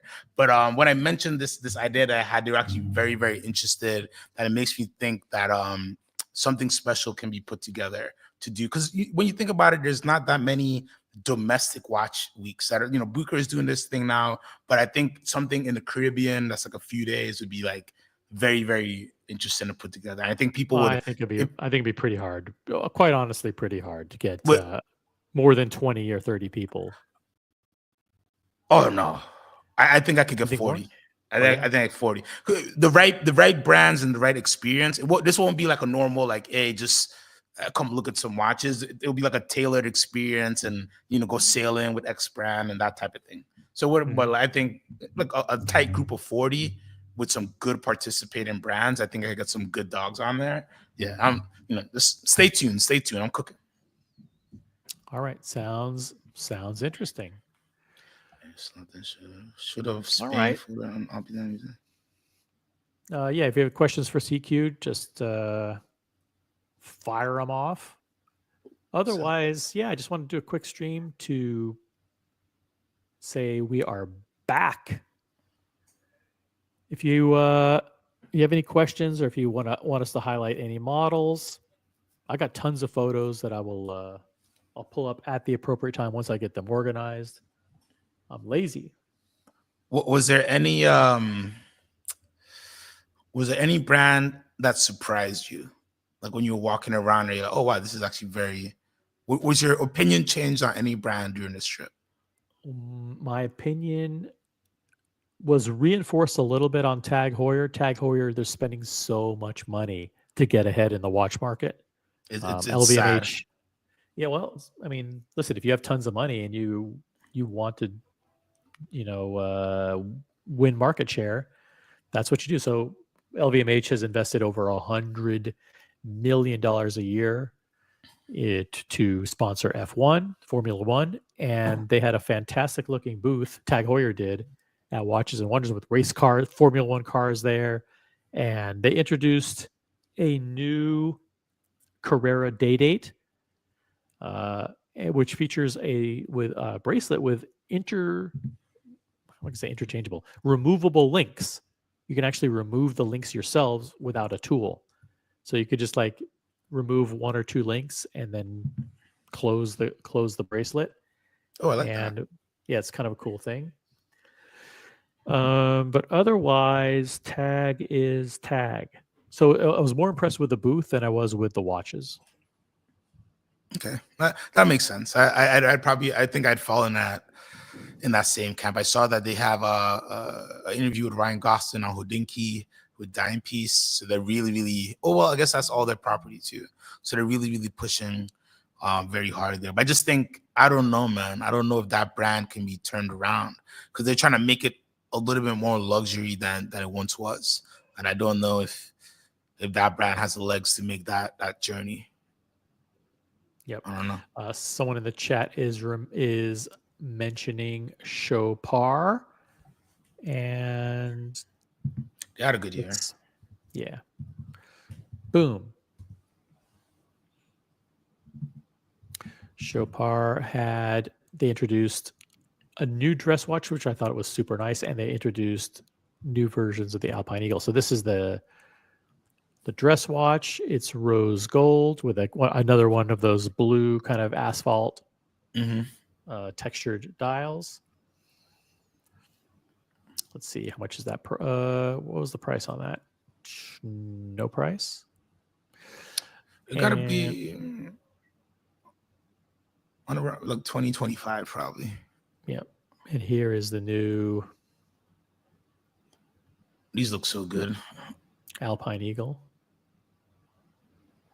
These are just good watches. You got to be down for the aesthetic, but if you are, they're doing really good stuff with the dial and the quality of the watches you get from Chopard. Do your own research, but amazing quality inside and out. Yep. And let's see here.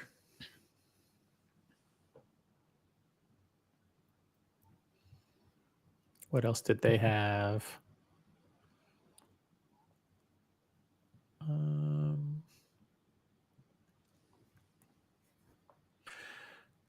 That's a kind of a funky looking one. Yeah, she not made a comeback. And yep, I think that's pretty much it. So, Little happy diamonds. Yep, little happy diamonds there. Chopard is a great pickup on the secondary market, by the way, especially like LUC models. You can find 50 off retail all day. 50 off. Woo. Yeah.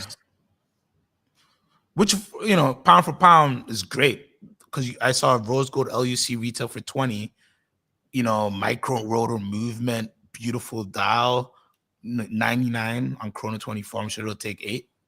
It's a great watch. Yep. This is a beautiful watch. Yep. 110,500 on the Chopard. For this, what does it do? Yeah, which one was that one? Hold on, let me find like a monochrome article or something. Monochrome. These watch websites need to get better, man. It's really. Let's see here. So yeah, Chopard celebrates 25 years of the Quattro with a refreshed and compact LUC Quattro. And 38K for that one. Thank you. Yeah, Hail 41. Caesar. Yeah, 38K. Thank you so much. Let me see if I can find. Yeah, this picture pretty much does it justice. The baker himself has woken up. Oh man, how are you doing today, Boston? Boston, jump in the chat. What's up? Oh, for the Platinum Alpine Eagle. Eesh. Hey, got Julius Caesar in the chat. Got Andy Lewis. Says howdy, y'all. I didn't go in the Chopard booth. Actually, Chopard is one of those brands that you either have to wait in a long line or you have to be like a VIP to get in. Cartier, I have pictures. I have pictures of Cartier. I have pictures of Van Cleef and Arpels, Tag Heuer, Rolex, Patek, and maybe that's it. And yeah, that's it. Hey, we got Ghost of Yiddish Gambino in the chat. How much are they asking for this $14,000 rose gold watch? They're asking $38,000. At 14, not a bad number. Nah, it's not going to be 14. Come on, Gambino. Hey, got Evan G in the chat. What's up, Evan G? Who else do we got here? Got Elmo. What's up, Elmo? Good to have you here. Tap on the shoulders in the chat. What's up, tap on the Christopher Stone? How much Who else? 73 people watching. Guys, if you're just if you're new to the OC channel, subscribe and make sure you have notifications enabled.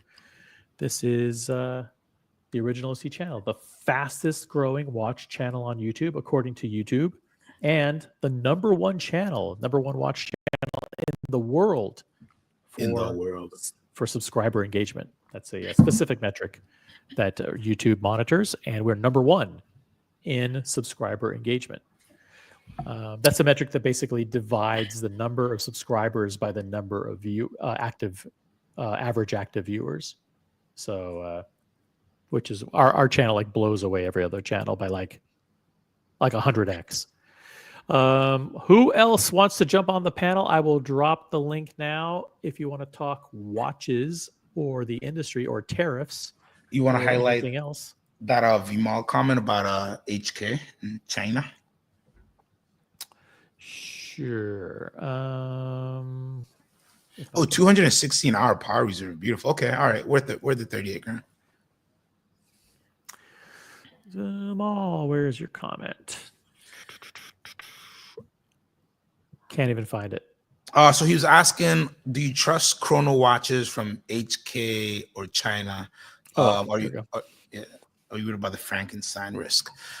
I think not too much, man. I buy a lot of watches from Asia, and if you're doing with quality people who know how to, check stuff, and then you also check stuff when it gets landed, I'm not too worried, right? I think they're listen. I spent a lot of time in Reddit rep time just looking at what they're doing over there, and there's some crazy counterfeits over there. But if you're working with quality dealers who have good warranties, you're gonna be okay. If you're buying something that you feel like, if you're buying something naked, then be very, very careful. But always, whatever you buy, if you buy internationally, get a peer so you can verify it locally. Get yourself a watch guy that you buy coffee once in a while who can time it, open it up real quick, make sure it's good.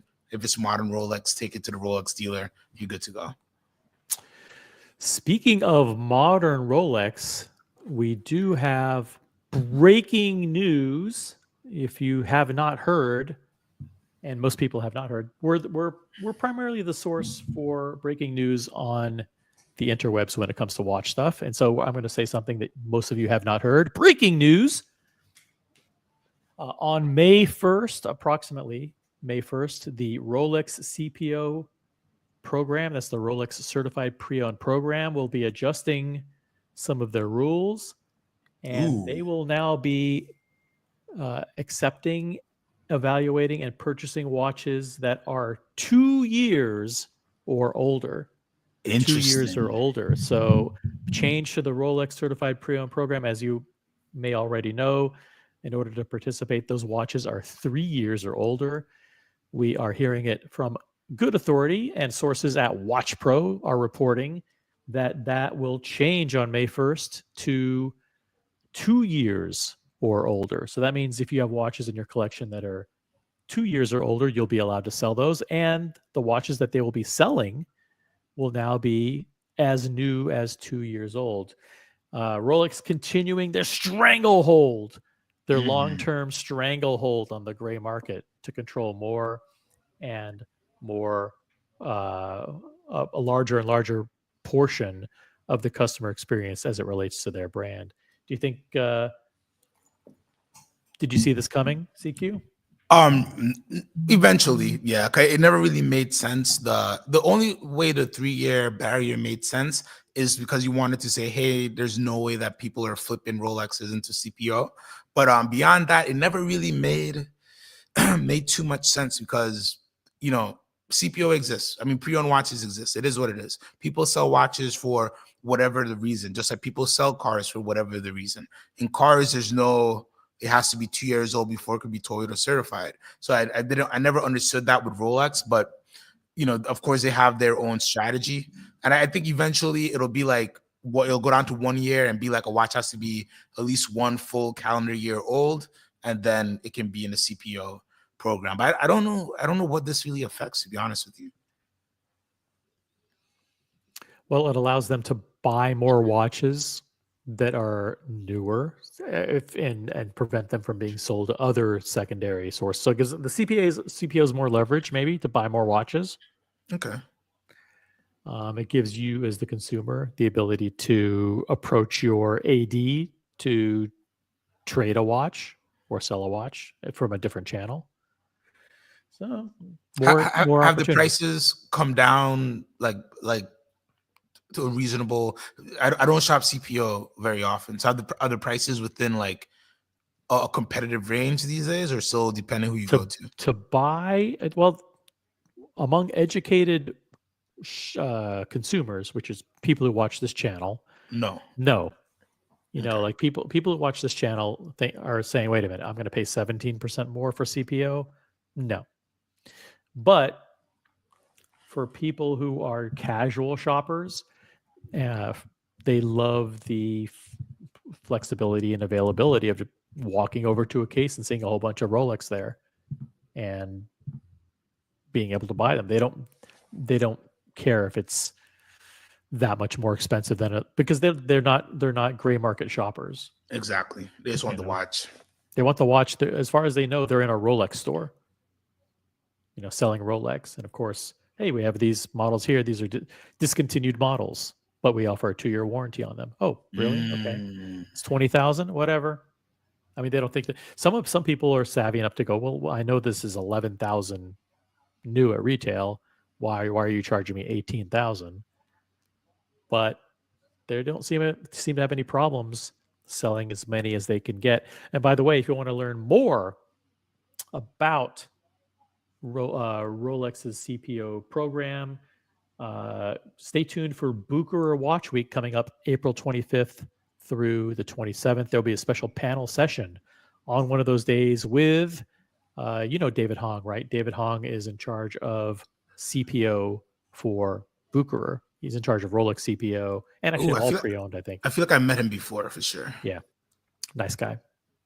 New York-based guy. So Yiddish Gambino says no possibility on tariffs on CPO resales. I'm not sure what you mean by that. Purchases from China, whether they're new or pre-owned, are subject to tariffs. Yep. No matter what, if the country of origin is Swiss, you got to pay the 10%. So that's what I'm going through right now. I got like a few things that are like in customs. Do we ship it? Do we not ship it? Blah blah blah. Yep. If there will be no way to get around the 10%. Unless you what? Yeah, I said China right now because over the last couple of hours. Oh yeah, President Trump has put in place has postponed implementation of tariffs on all countries for 90 days except for China. So, but if those were still in effect, watches 41%.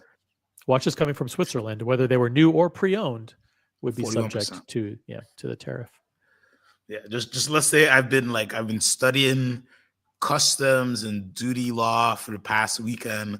I was just like, yeah, I was seeing how creative I should get in because 41% would have been it would have created just some amazing phantom industries out there. Wild times.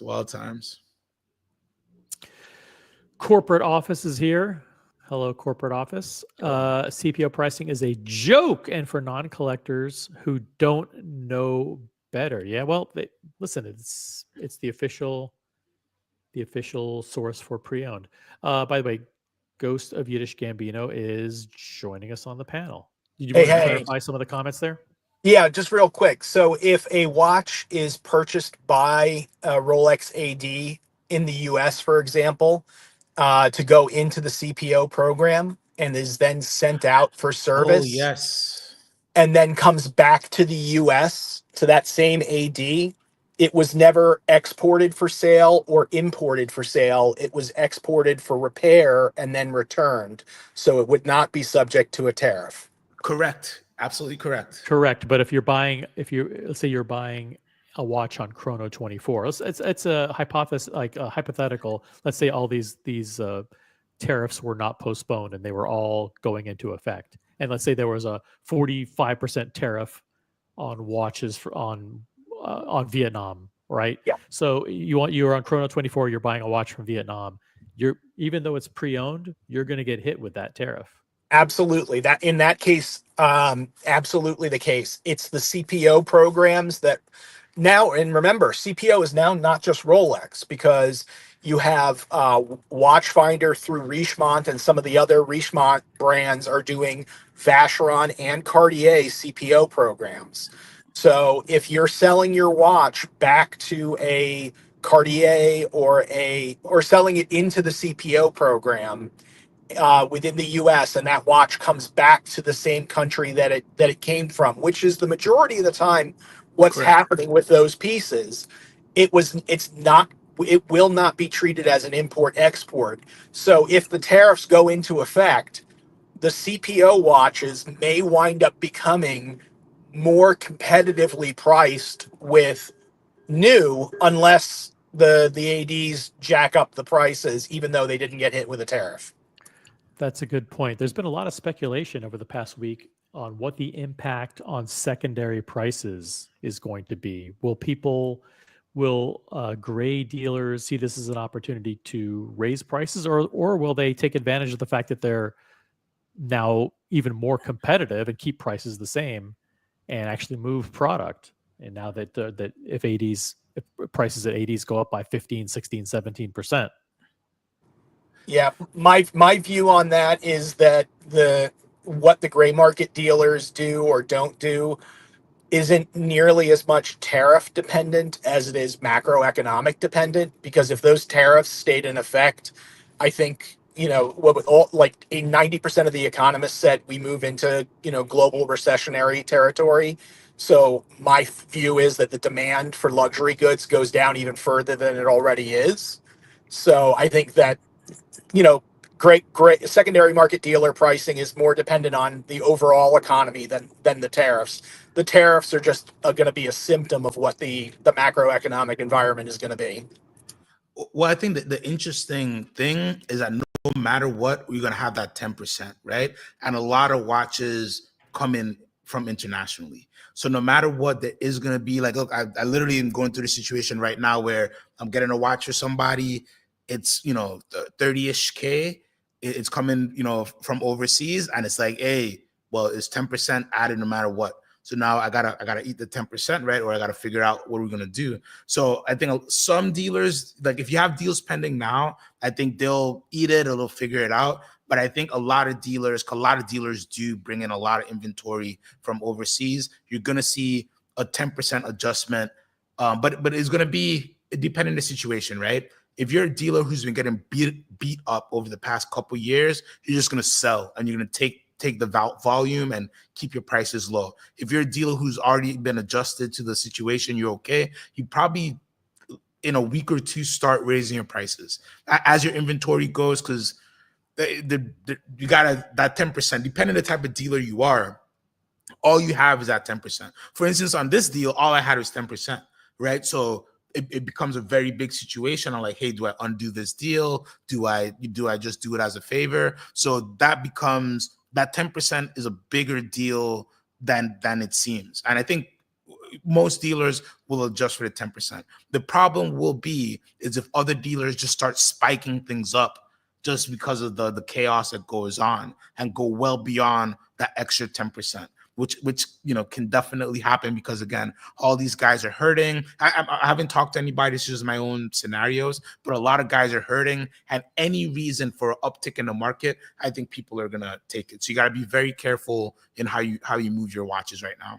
Yeah, absolutely. Because I've been so used to importing watches for either my personal collection or for resale, and everybody games the system. You're importing Exactly. a $30,000 Patek. Well, the movement is worth 25,000 of that 30. The case is only worth 4,000 of the 30, and Exactly. the strap, or I'm sorry, the solid gold bracelet is only $1,000 of the value. So you're only paying $200 in tariff. That game is over. Yeah, and that's a big issue. Is like exactly what you said. When you do the watch breakdown report and you Google it, you can make that value move around however you want to. But now it's 10% no matter what. So it's like, if I had a watch company in the Virgin Islands, that would probably be the only company exempt from those things, besides other territories that are outside the customs zone. It's a very, it's going to be an interesting situation, but for sure, people are going to have to up that 10%. Because, if you're a small dealer, like me, I'm a broker, I'm only making 5 to 10%. I'm not hitting people over the head. So there goes my profit right there. Exactly. I just wanted to jump on just to talk about the tariffs issue for the CPO programs from the brands now, and how those may not be impacted, and otherwise. Mad Dog, I'm just gonna hang up and listen for your answer offline. Thanks for jumping on. Appreciate it. I love it. Other interesting releases from Watches and Wonders include this. Do I dare bring it up? Oh gosh. Sure. Yeah, there we go. The swordfish, baby. The swordfish. This is the This is the De-baton, and that's how you pronounce it, De-baton. DB28GS Swordfish. So that's basically their dive watch, but it's now it now has these blue accents, Blue titanium accents. blue titanium accents, shiny blue titanium inserts, and it features they're not patented, but they're unique kind of swiveling case design. Let me see. There's another image here that also is very flattering. Check that out. It's got lights. There you go. It lights up. It's a $100 grand watch that you press a button and it lights up. It's $100,000, but it includes the light. Yep. That's Which many other watches don't. Hey, you name another watch that has other than G-Shock. G-Shock, you press the light, you can't see anything. You know? Exactly. This is one like a actually lights up. Exactly. This is actually a great watch. You know, it's for a unique type of person, but the technology that goes into making everything possible is actually like pretty amazing. But it lights up. That's a cool thing. It lights up, and I'm not influenced by Pierre Jacques. Pierre Jacques, who I've met many, many times. He's a very accessible guy, and he's always in the United States. So, but met up with him in Geneva. Where were we? I think we're at like the Beau Rivage. I think they were at the Four Seasons or one of those other hotels this year. But yeah, we'll basically there. Hanging out with Pierre Jacques, who is CEO of De-baton. De-baton. They're doing good over there. All right. We have over 70 people watching. It is a Wednesday, April 9th. We're back from Watches and Wonders. We're giving you the full scoop on everything. And Bella Brandy, I think let's tee this up for CQ's comment. I love seeing all these, he's referring to you, all these greedy lizards like CQ struggling to make their normal overly greedy profit margins. Taking advantage of people is a little bit harder now. There you go. Yeah, the sad part is that the waters are so murky, right? So like I can't even blame people for feeling that way or like making comments like that, because like, there are very few solid quality dealers out there, and there are new dealers who pop up all the time and take advantage of people. And like, I just went down a TikTok rabbit hole about another 47th Street dealer today. So like, I don't blame people for feeling that way, but you should also know that, most dealers are not making crazy profits. Most dealers are not, most dealers, your average dealer is just a merchant. They're buying, they're selling. They're not gouging, they're not doing anything like that. Of course, there's a lot of bad people out there, and of course, there's situations where great profit is made. But the average person, okay, all I can say is for me, I'm a nice guy. I like watches. I've been selling watches for a long time. I help people collect watches. I make a little bit of profit. If there's an opportunity to make good money, my clients always know the type of money I'm making, so I'm transparent. But unfortunately, there's a lot of not transparent people out there. Work with people who you like. I think the biggest thing about this industry is like, you don't have to spend your money with people you don't like. And a lot of people have started to spend money with people they don't like because of price. And all that's created is more people. I was talking to another dealer who's been in the game for so long, and he explained it so well. And it's like, these are all digital marketers. And we've entered into the world where a new fancy digital marketer pops up. You then send them hundreds of thousands of dollars. And then when they don't give you the great experience as a traditional dealer, like all of a sudden it's like a big surprise. And it's like, who is this person? Were they selling watches 10 years ago? Or did they just like become like a digital marketer? They start driving a couple Lamborghinis and all of a sudden they're qualified to sell you a watch. You got to really think about where you're spending the money, because a lot of times people are investing in those greedy lizards, people that they're calling greedy lizards, instead of investing in quality dealers who take care of you, who remember your name, who remember your kid's name. And again, I don't care, right? You could buy gray market or you could buy authorized dealer. It doesn't matter to me. I kind of make my money on both sides of the fence. But you should always spend your money where you feel respected and where you're having a good time, right? Don't don't invest in the same people that you're gonna hate on, a month down the road.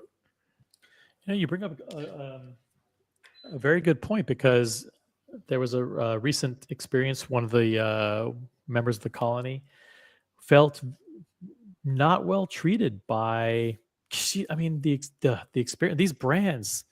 I mean, if I could put together a checklist of the 200 things that brands should do to make customers feel appreciated, it would be an easy list to do. I mean, all you have to do is go to a customer loyalty company that tells you about all the emails that you should send, about the reminders of your birthday and your anniversary, and just, little hey, it's been 2 years since you bought this watch. We just wanted to check in with you and make sure you still love it as much as we love having you as a customer. And Yep. Just, hey, we'd love to invite you to come in and check out the new 2025 novelties. When are you available? There's so many things they could be doing that they don't do. And it's just sheer laziness. And unfortunately, No, it's the big brands and their retailers that are doing this. And it's the smaller independent brands and the gray market dealers, the big secondary resellers that give you that kind of personalized attention that you should actually deserve when you're spending $50,000 on a watch. but you're absolutely correct. But it's not the dealers being lazy, right? It's consumers letting themselves get treated a certain way, to a point where the dealers are like, oh, I don't even have to try anymore, And I definitely invite people, if they travel, go to 80s and different places in the world. You go, brother, I was in Dubai when I was running the store down there. I needed an IWC strap. And can I tell you, the experience I got at IWC Dubai Mall made me a secondary market dealer. I almost put my name down for something. They were just so nice and loving. And hey, have you seen the new novelties? Oh, I'll give you a quick sneak peek. You need a little espresso. And it's like, oh, it felt so refreshing, because you really don't get that for buying a strap in the US, right? You get that if I come in with the big boy watch and I'm CQ the watch guy. Oh yeah, da da da. But on your day-to-day basis, that experience has been eroded from most quality ADs. But it's because we as consumers are okay with it. When the hype market happened, everybody just jumped in and just give me anything. And we started to let ourselves get sold over the phone. And even when COVID went away, we just kept the phone experience. You buy from me over the phone because I don't have a storefront. You buy a watch, you walk in if you could walk in. You get the experience. That's what you're paying for. You're not paying for the watch. You're paying for the watch and experience. That's why you're paying taxes. Like the reason that they built these beautiful stores is your money. So you got to go in there and get that experience and stop letting these dealers give you a very bad experience. But just because you want the watch, you buy it from them. I know it's hard and like just a few people in the world can't change it. But I always go back to the Middle East. In the Middle East, my friend, you cannot treat clients like that. You cannot have a client go in and not offer them coffee, not look at them if they don't want to buy. If there's Rolex and you walk in and you're wearing a Tissot, they can't look at you bad. Oh my gosh, because it's like almost a religious affront that you invited me into your place and you treated me so badly.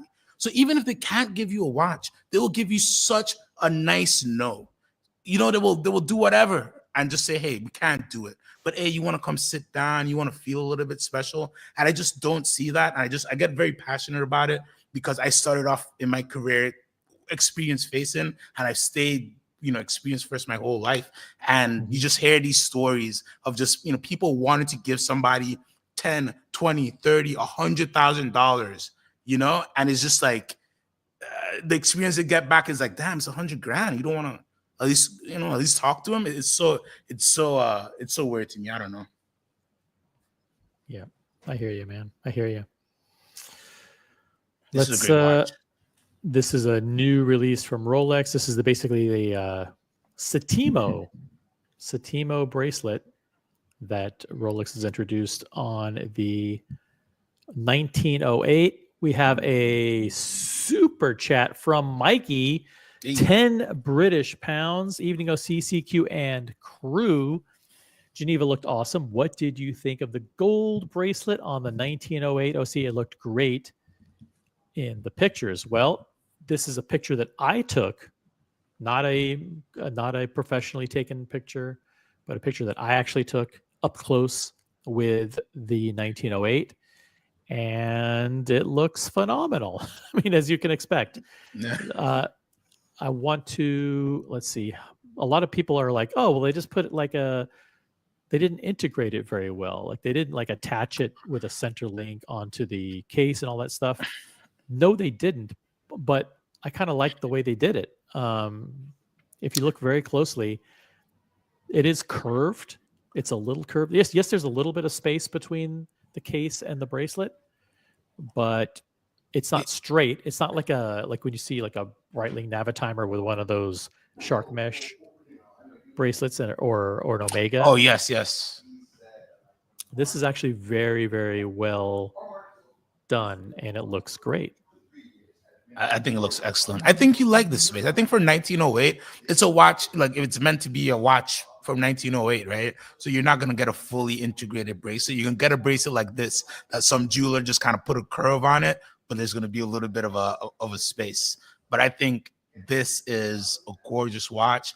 My only complaint would be, you know, I haven't even seen a normal 1908, so this I'll never see. So that's my only complaint, but this is a great looking watch. Yep. Hello, Rene de la Pan in the chat. He's upvote number 55. Thank you, Rene. Let's go. And Jefferson Exotic is in the chat. What's up, Jefferson? He's on his best behavior. All the trolls know how to be on their best behavior in the channel. Thank you, Jefferson Exotic. And we got Magic City. Magic City says, OC liked your Watches and Wonders live stream. Very professional. Well, thank you very much. I actually did do a Gonzo stream. Check it out, from Watches and Wonders. I did like a 2-hour live stream from there, and it was a lot of fun. And thank you I got like 15 or 20 comments about it. Will I do future Gonzo streams from watch events or from New York City? You never know. I might. So appreciate the kind words. And I also have a video here. Let me see if I can pull this up. Let's see here. Present. Are you using a little gimbal or is it just in your hands? Nope, just a selfie stick. Oh, nice. Let me see if I can have where is the media player here? Media player. Boom. Share. All right, this is video from me, not from one of those big corporate entities. This is actually my iPhone. That's a beauty.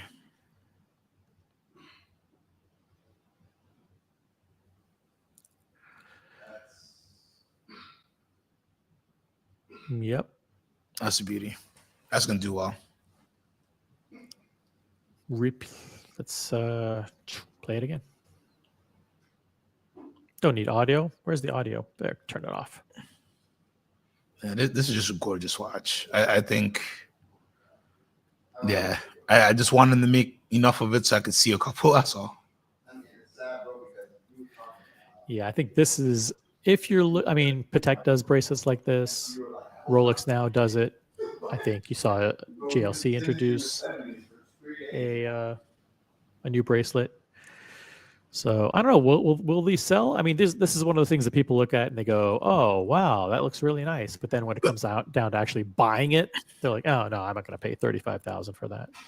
I think it'll sell just because they're not going to make that many of them. So the people who really want to put up the money, they'll buy it.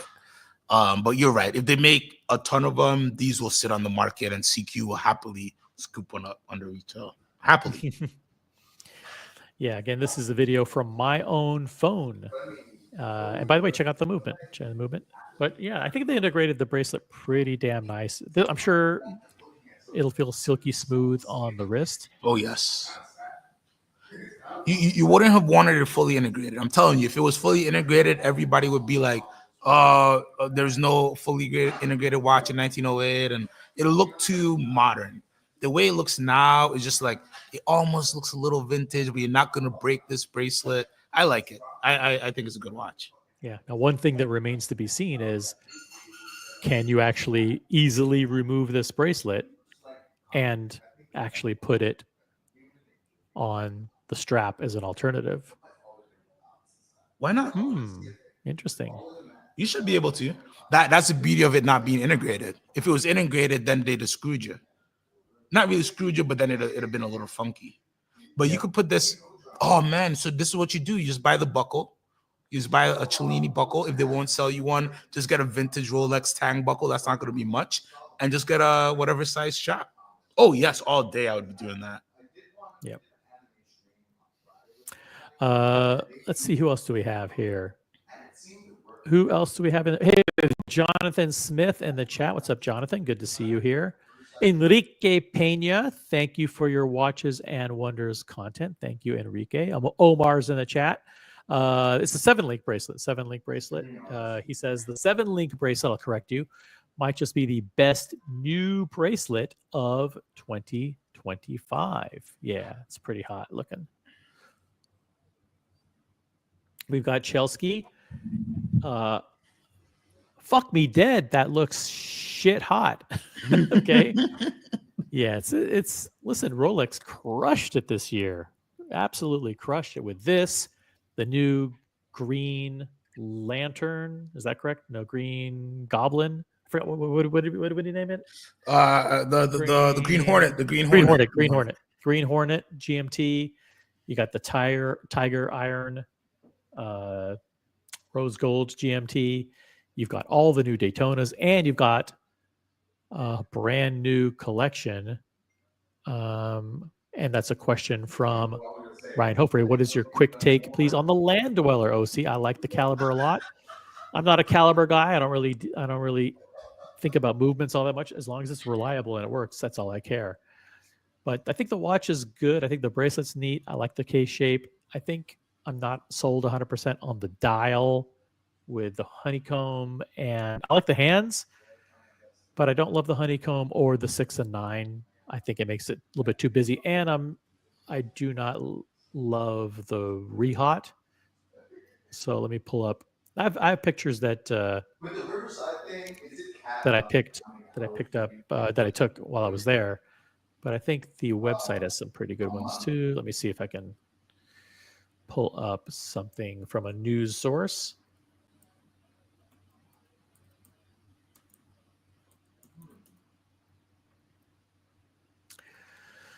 Let's pull up the stainless steel. I'll just pull up this whole article here.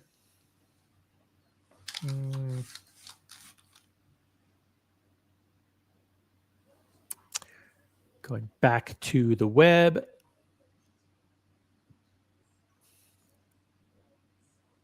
Boom. Thank you, Ryan Hofrey, for the question.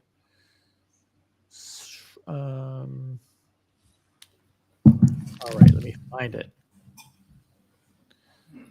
I'm down to split it with you, bro. Like, if anything, I could send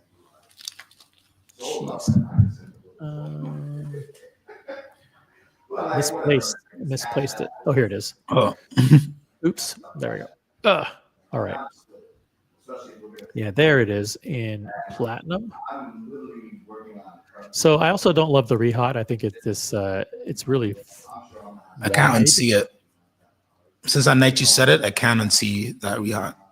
Yeah, it's super wide. Let me pull up a big ass pic. Hey, there's the Texan right there. Hey. And there's the 1530. Something like that, and then that would be a good place for us to shut up shop. Like, hey, if you guys listen to our pod, our business starts, but This golden illustrates because I've not heard, like, I'm sure there's popular podcasts. We can hear you in the background. Sorry.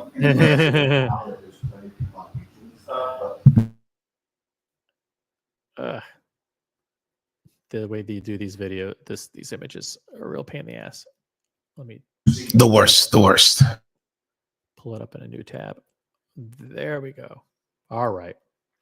So what do I think about it? Yeah, the case is cool. I like the fluted bezel. I like the bracelet. It's a very comfortable bracelet, from what I can tell. And I actually they actually allowed you to touch the watch in Geneva. So I actually was hands-on with the watch. Didn't put it on my wrist. But yeah, I just think the dial is too busy and the rehaut is too wide. And I don't love the 6 and 9. But I was told by very reliable sources that if you don't love this version, don't worry. Oh, they're gonna go crazy with these. I know for sure they're gonna go. Yep.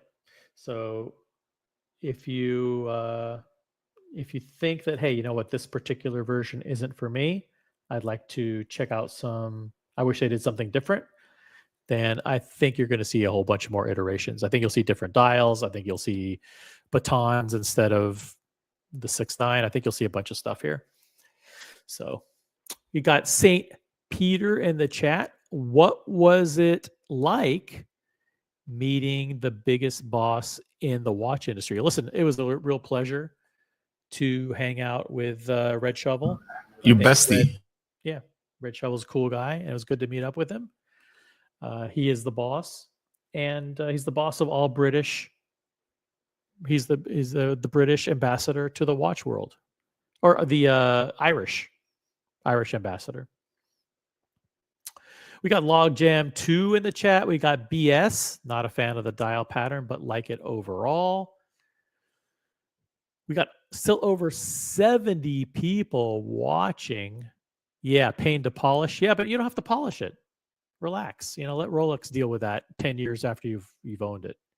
It's fine. So I got Logjam 2, classy looking bracelet. What else?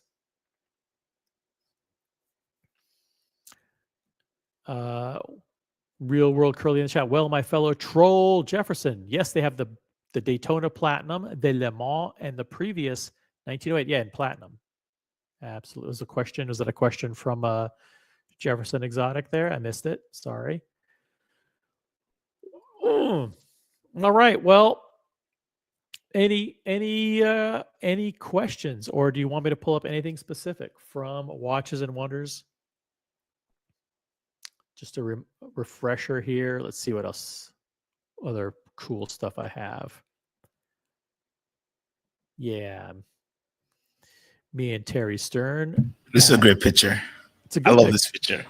Very few people have the ability to meet Terry Stern. It was like you bump anywhere you went in Geneva, you'd bump into somebody. It's a great feeling. Like we were walking down the street, and Michael Tay walked. You know who Michael Tay is?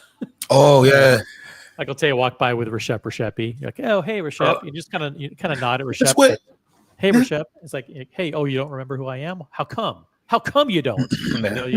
Put him on the spot. Recep's too nice. Like he'll really look at you like, oh man, did I forget your name? See, you can't play with him like I play with Waco. You can't. I don't want to play like that with Recep. Recep's too nice. But it's fun meeting so many people because they never know if you're like some like mega collector or not. Like they have to be nice to everybody. Yeah, so that's why I love like your look with the shades, because you do look like, damn, I don't know, this dude could be like, one of these super crazy big guys. So for sure, like this is like the perfect look to have of like, I'll shake the hand. I don't know. Let me shake the hand and let me introduce myself. That's right. You never know. Like I told the funny story earlier, how like when someone saw me hanging out with Terry, they walked up to me afterwards like, I wanted to make sure to introduce myself. I'm in charge of all the gem setting for Patek Philippe. It's like, oh cool. Well, thanks for letting me know. It's a blast. It's definitely a blast. Can we handle some gem setting for you and your company? No, yep. No, all good. Patek Chris says, looks like I look like Gene. Oh, I met Gene last year, the Watch Falcon. He's a cool guy. He was in Geneva. I didn't get a chance to bump into Gene this time, but He a always has cool guy. stuff. He's always got cool stuff on. Met him at the FP Journe restaurant last year. It was a great meeting. What else, guys? Any questions? Any comments? If you want to jump on the panel, look, it's an open panel now. It's open to everybody. Jump on the panel. Somebody cancel the tariffs, please. The tariffs have been postponed for 90 days. No, but the 10%. Did I need the 10%. Everything's been postponed except I think from China. I think China is still on, but no, the blanket 10% remains. oh yeah, So, the blanket yeah, 10% on everybody. Exactly, on everybody. So no matter what, that the postponement was only of the extra numbers, but no matter what, that 10% is going And into that went into effect what on the 2nd of April? Today, midnight last night. Today? Yeah. Oh. So anything in transit today, you have to pay the 10%. So yeah, it's gonna be an interesting little couple of weeks, that's for sure. I should have put all my money in the S&P. Well, I mean, today. Yeah, exactly. Today would have been the one day. Yeah. If anybody successfully timed the market and bought this morning and is selling at the end of the day, let us know. I doubt it. Hey, call me, cqthewatchguy.com if you're that person. Happy to help you curate the collection of your dreams with all your new profits. Happy to help you out there. Because somebody definitely is buying a Patek this weekend off of today. That's right. I will drop the link in the chat, by the way. It is cqthewatchguy.com. Appreciate that link show up? Yeah. It's not a link, but it's not a link. Let's try it. Let's try it again. Because it's a refer that points to another domain. Let's see. Oh, is that why? Is that why it's just DM me. cqthewatchguy.com. How come it's not working? Maybe I did something wrong. It's okay. Copy and paste. If you had a great day in the markets, give me a shout. There's still a lot of tariff-free inventory out there to grab before that 10% goes up. Do me a favor and just check your site, make sure it works. And drop the link yourself in the chat if it works.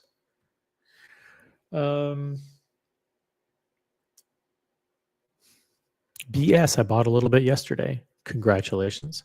Boston Collector says, I declare a pause on all luxury watch purchases for 1 year. Apparently, something happened and Boston Collector is not happy with the watch market. Well, Ryan Hofre, Tiffany blue. Oh, sorry. Backtrack. Strike that, counselor. Turquoise blue, or in the case of Tudor fans, flamingo blue. Flamingo blue highlighted comment, $2. Thank you for not addressing HOBO and whatever that, what the 3P. I don't know. I have no idea what that is, but Ryan, thank you. West, northwest. I don't know what that means, but thank you for your comment. I think you're not a hobo. I don't know what the West Northwest is. Yeah, you represented us well. Come on, he represented us very well. I did. Listen. You need a pin. You need like a colony pin or something. Like an OC. We do have a colony pin. Oh, you gotta put your pin on. Put the pin on the lapel. Check it out. Yeah, this is me at Watches and Wonders doing the Gonzo stream. This is me coming out of the Rolex booth. Patek Tariff. That's a good one. What else is going on? Guys, what do you want to talk about? We have 69 people watching. That's a great number. Awesome number of viewers. By the way, I lost a shirt. I had a white Kith T-shirt, and for some reason I don't have it anymore. I'm not sure if it got lost or what. I misplaced it, but it's a One of the bummer. luggage guys. One of the luggage guys. Oh, there you go. It's gone. Yep. Shout out to CQ for joining the panel. CQthewatchguy.com. If you want some. This is a guy that walked to me, Stefan, and he's like, "I'm watching you on the live stream right now." Oh, no way. Yeah. He's like, Hey, Stefan. "What's up, Stefan?" From Switzerland. Oh, I love that, man. That's the one great thing. Like you said, is like you go to these events and it's just so many great people that you're meeting up to. You feel like you're in a summer camp with somebody, something with all these old friends and then new friends. Worth the trip. If you can ever make the trip, very worth the trip. Definitely. It's a fun. Mark your calendars, guys, for Watches and Wonders next year. We're going to do it again. Well, I think I did it for 7 days. We might do it for longer. Might combine it with a trip to Germany and go visit the Porsche factory or something like that. We'll do something fun next year, guys. So mark your calendars. Ooh, The biggest watch event of the year. Hey, Ryan Hofer says, I fooked that up. Was thanking you for not dressing like a hobo. Okay, I'm tired. No, I didn't. I was wearing my Skechers. My Skechers, by the way, I had a meeting with the Skechers team. Skechers are made in Vietnam, and they were about to be subject to a 42% tariff. But good news, crisis averted. We actually had 5 747s filled with Skechers that flew overnight to the United States, and so that is now a full 2-month supply of. We would have even if the tariffs wouldn't have been postponed, we would have had a full 2-month supply of Skechers for the United States. So we had a very important call, and the Skechers leadership team briefed all the ambassadors to let us know that Skechers are still widely available in the United States. Close call. I was wearing my Skechers. I was very comfortable, and but I think I looked okay. No, you look good. Shout out to Oliver Peoples, who the official eyewear provider to the original OC channel. Curly, it's so great to have Curly on the panel to say hi. I am so. This is a one-man standing applause for you. Onto the panel. I got to tell you, Curly is such a great supporter of mine, and he's the better half of Curlock. I promised that I would give him a warmer welcome this time, as opposed to the last time I did. It was like, oh shit. All right, give me your PO box. I will send you a proper professional gimbal. We have to build on this, OC. Yes, I agree with this. And CK, I want to tell you, first time on the panel, I just want to CQ. You bring an energy to every time you jump on a panel about Watchdog. You bring like a completely different energy. So my compliments to you. Oh, thank you, Curly. I appreciate it. I hope I'm not too boring. Not at all. I'm not saying that OC's boring by himself, but I'm saying with you on here, I want to go put my name on the list for Cubitus. I appreciate it. You're too kind. Curly, by the way, is host of a very popular YouTube channel himself called The Franchise Club. Ooh. Check it out on YouTube. It's how would you describe the channel? It captures there's color commentary. It's a TMZ type variety show trying to do Watch Talk. How's that? I like it. It's a reaction satire channel. OC, my compliments to you. I love the way that you handled the people that came up to you and recognized you. And, you have such a courteous way of telling people, like that guy with the Vacheron with that white strap on it that was hideous. And I know that you were thinking to yourself, why would you put that white strap on that beautiful watch? But my compliments to you. You're always courteous and professional. I try, listen, it's my style. I'm a diplomatic, boring kind of guy. So look at it. This is the watch in person. Check this out. This is the one. What do you call this? 5524. It's a pilot chronograph. And travel time. What is this? It's a Color Travel pilot's chronograph. It's a pilot's chrono. No, Here not you chronograph. see- Excuse me. Dual time. Yeah. If you see it in the flesh, like this is really, really good looking watch. So this is me like doing. If you haven't seen this live stream, go back and watch it. It's on this channel from a couple of days ago. Rolex and Patek Philippe watches from Watches and Wonders. My first official Gonzo stream ever as a solo artist. It was a good job. Good job. You even stood Thank in you. line like many other people didn't want to stand in line to get up close and personal with the watches. But Yep. what kind of phone do you have?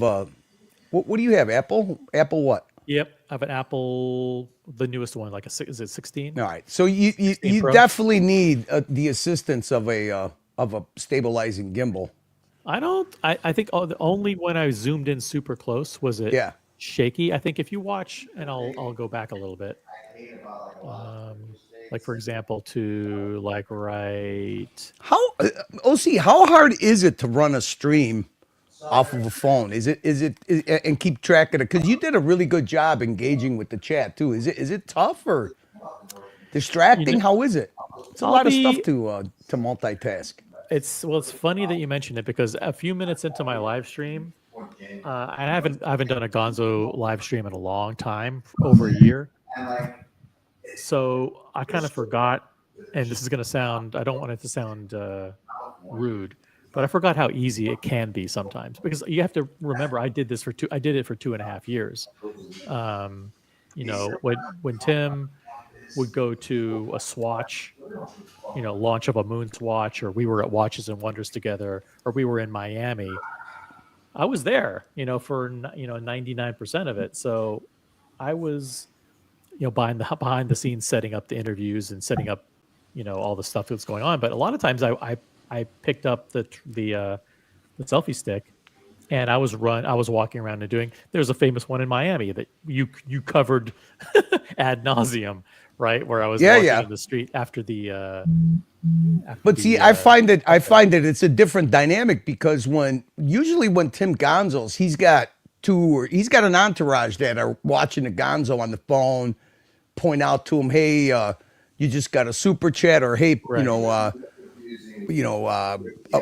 This person is asking this, that person. I mean, when you go 100% solo like you did, nobody in the command center, nobody in nothing. You're doing it all on your own. You know, keeping track of the chat. It's got to be a little different. I especially on a little 6-inch screen. It's not hard at all. So I even made a kind of a joke about it. I said like this is easy. Like even a monkey can do it. So I think it's a lot. I mean, again, I've had experience doing it. So I guess it's more if the chat isn't going too crazy, then you're okay. It is a little bit the way you run a live stream on YouTube is a little bit different because you actually have the comments that pull up on the screen that you're watching. And there's basically the phone is acting as your viewfinder for what the people see at home, and you have the comments get superimposed over it, so you can see what comments are coming up, and then you can actually interact with the comments by. You can't pull them up because you're not using a StreamYard, but you can look at them.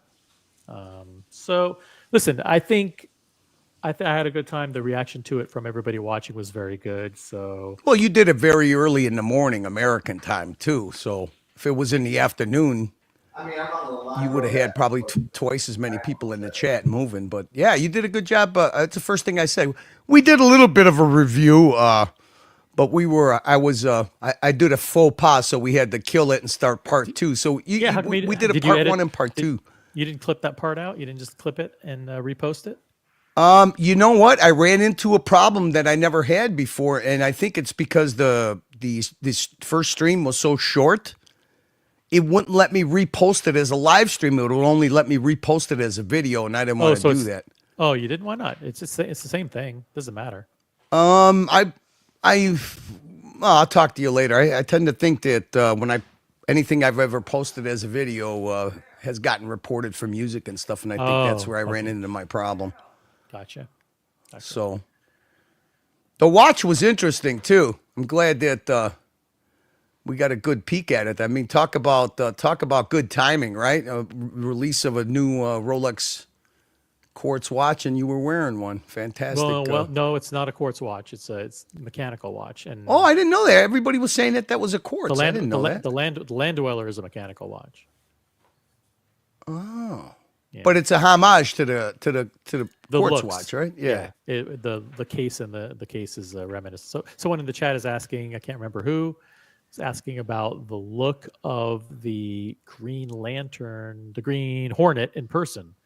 And let me just bump up the, I'm gonna just like get the 720p quality here. How much do you think they charge you if you crack the dial? You're not going to crack the dial. Listen, this looks, I love this. I love the concept of this in person.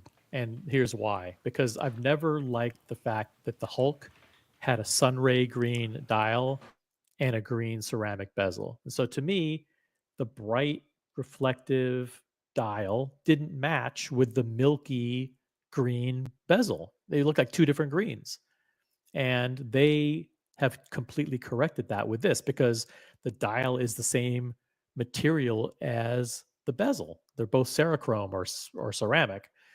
So you get the same exact green and the same sheen and luster and texture on the dial as you do on the bezel. And I think it's a fucking home run. Now, I don't love green and I don't like the left-hand drive, but if you do, damn, this is going to be very special. It's white gold with green, and it's the bezel is hot, man, and the dial is super cool. So that's Macallan I like Drinker, it. by the way. Yeah, Macallan Drinker. I How like does the it. Green Hornet look in person? Lots of green with the green L. Yep, but that's how it looks. Good. Great method acting, by the way, with Kelso and the man-child. That was A grade. It's good. It was what met up with a lot of people from the Archieverse or the shared fishbowl or whatever you want to call it. Keslow spent a lot of time with him. We met up with Dodger and Mrs. Dodger. Jamie Opulence was there. Thomas Burnett. So we met up at the this Furlough live stream you Garage. did was Sunday, right? This was Monday, actually. This was Monday. Oh. Yeah. Oh, so this was the last day of the event. Last day. Next year, I will promise to gonzo more. I will gonzo every day. crossing paths with our favorite ex-rock star, the Dragon? No picture with the Dragon? I didn't see him there. Did he? I didn't see him there. He was there. He was there Sunday. We're going to be reviewing his live stream next show. I was there. I mean, it doesn't compare to yours. It seemed like it was a struggle for him, where yours you just flowed naturally, like an ice skater, man, like a professional ice skater. Right. Fantastic. You started out. You got to admit, I sensed a little bit of nervousness when you first started the stream, but you fell in.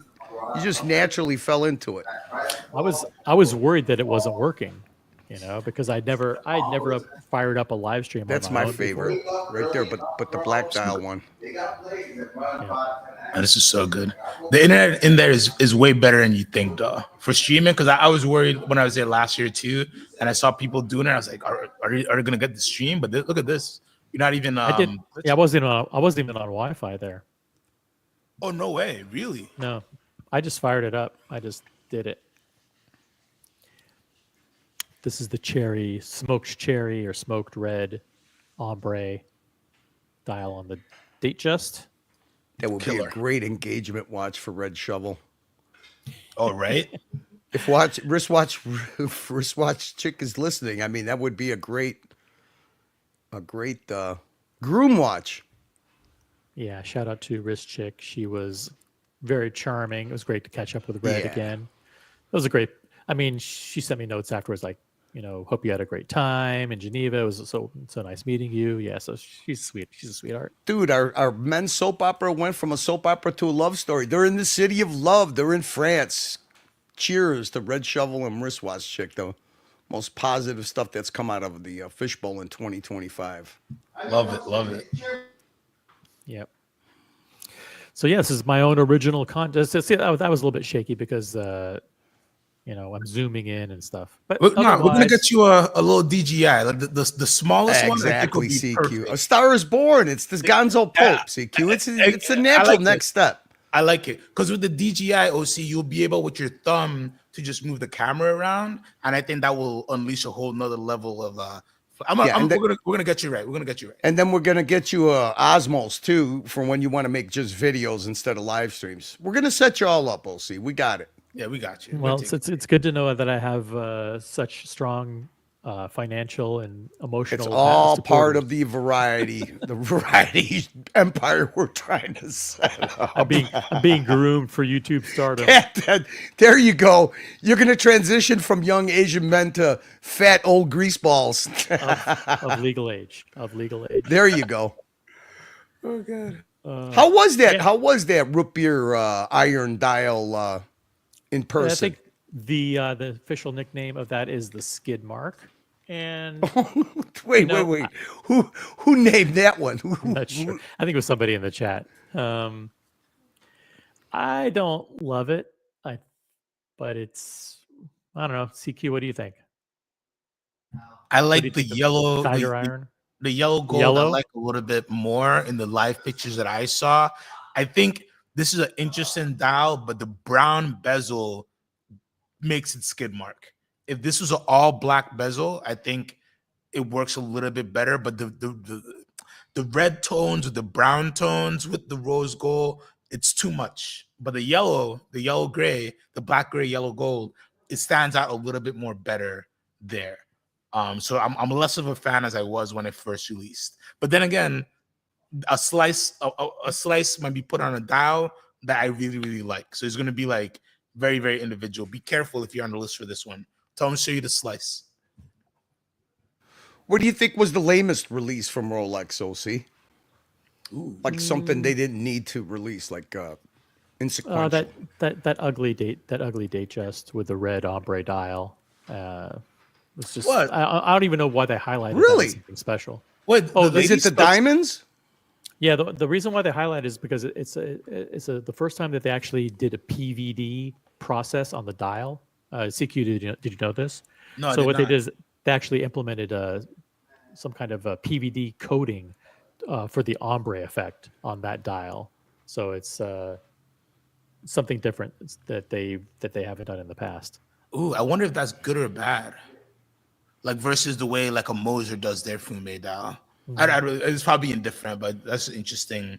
Like why is PVD only now being used is very, but that's a great watch. Not for you, not for us, but like those, like the older version of those, they sell. So the new version of that, like in Asia, done.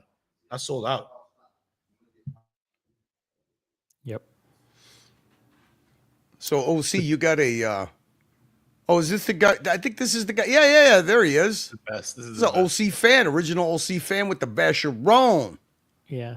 with a Actually, questionable I strap. had a lot of people throughout the day after I was done.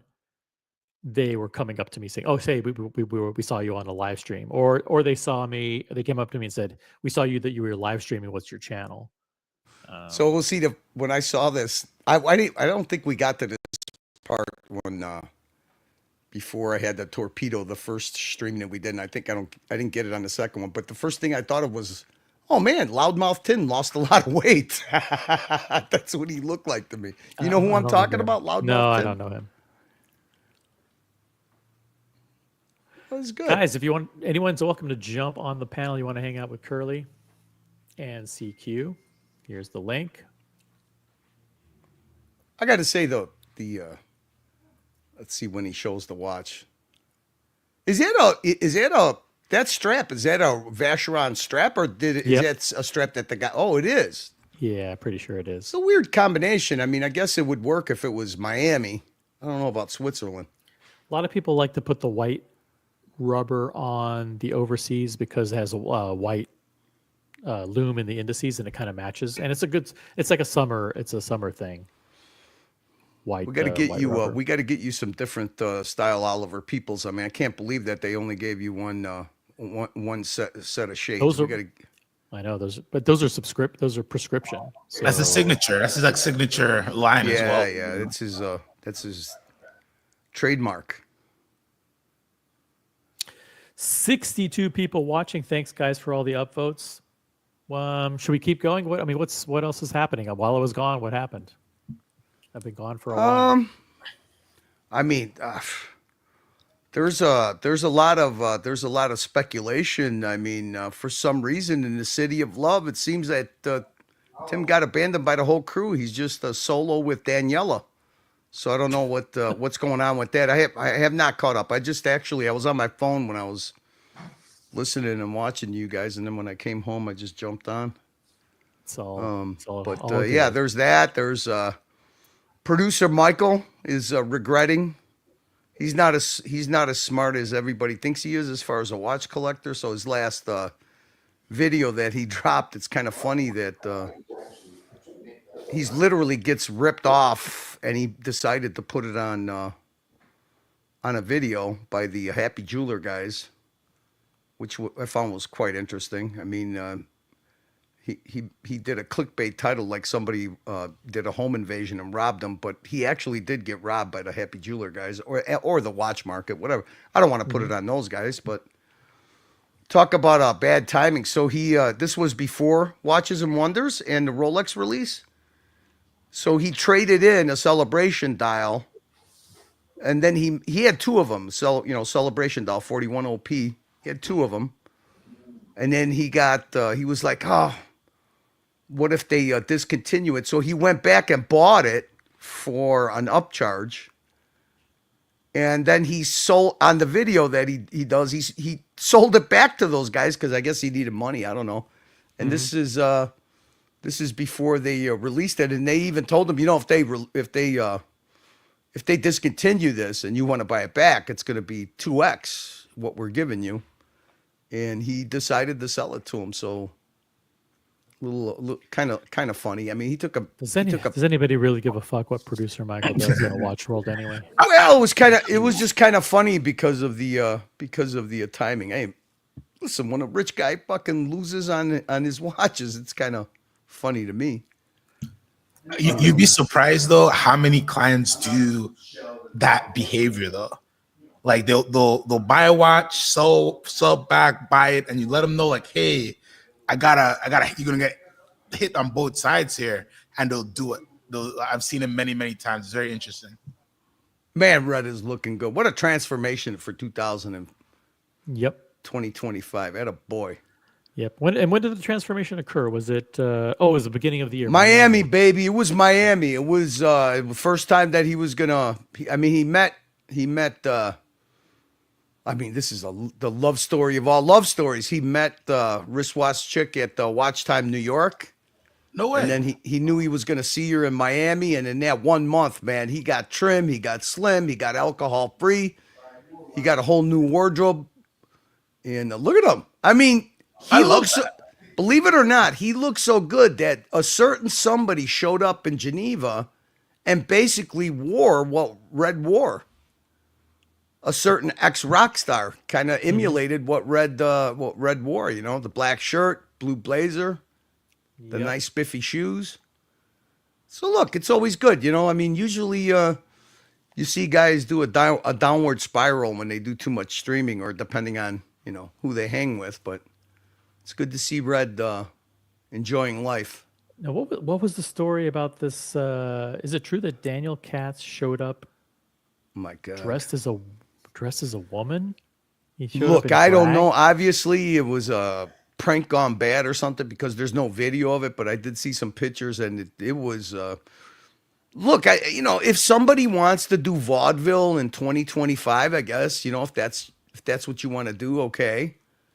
But I mean, showing up as a vaudeville comedian it's just strange. I mean, and we had a picture of it sitting next to Manny, and the look on Manny's face was quite disgusting. Hey, there's a rumor that you're going to be on Roman's channel, so he was all mic'd up for this, huh? So I don't think so. But we'll see. We'll see. We'll see. We'll see.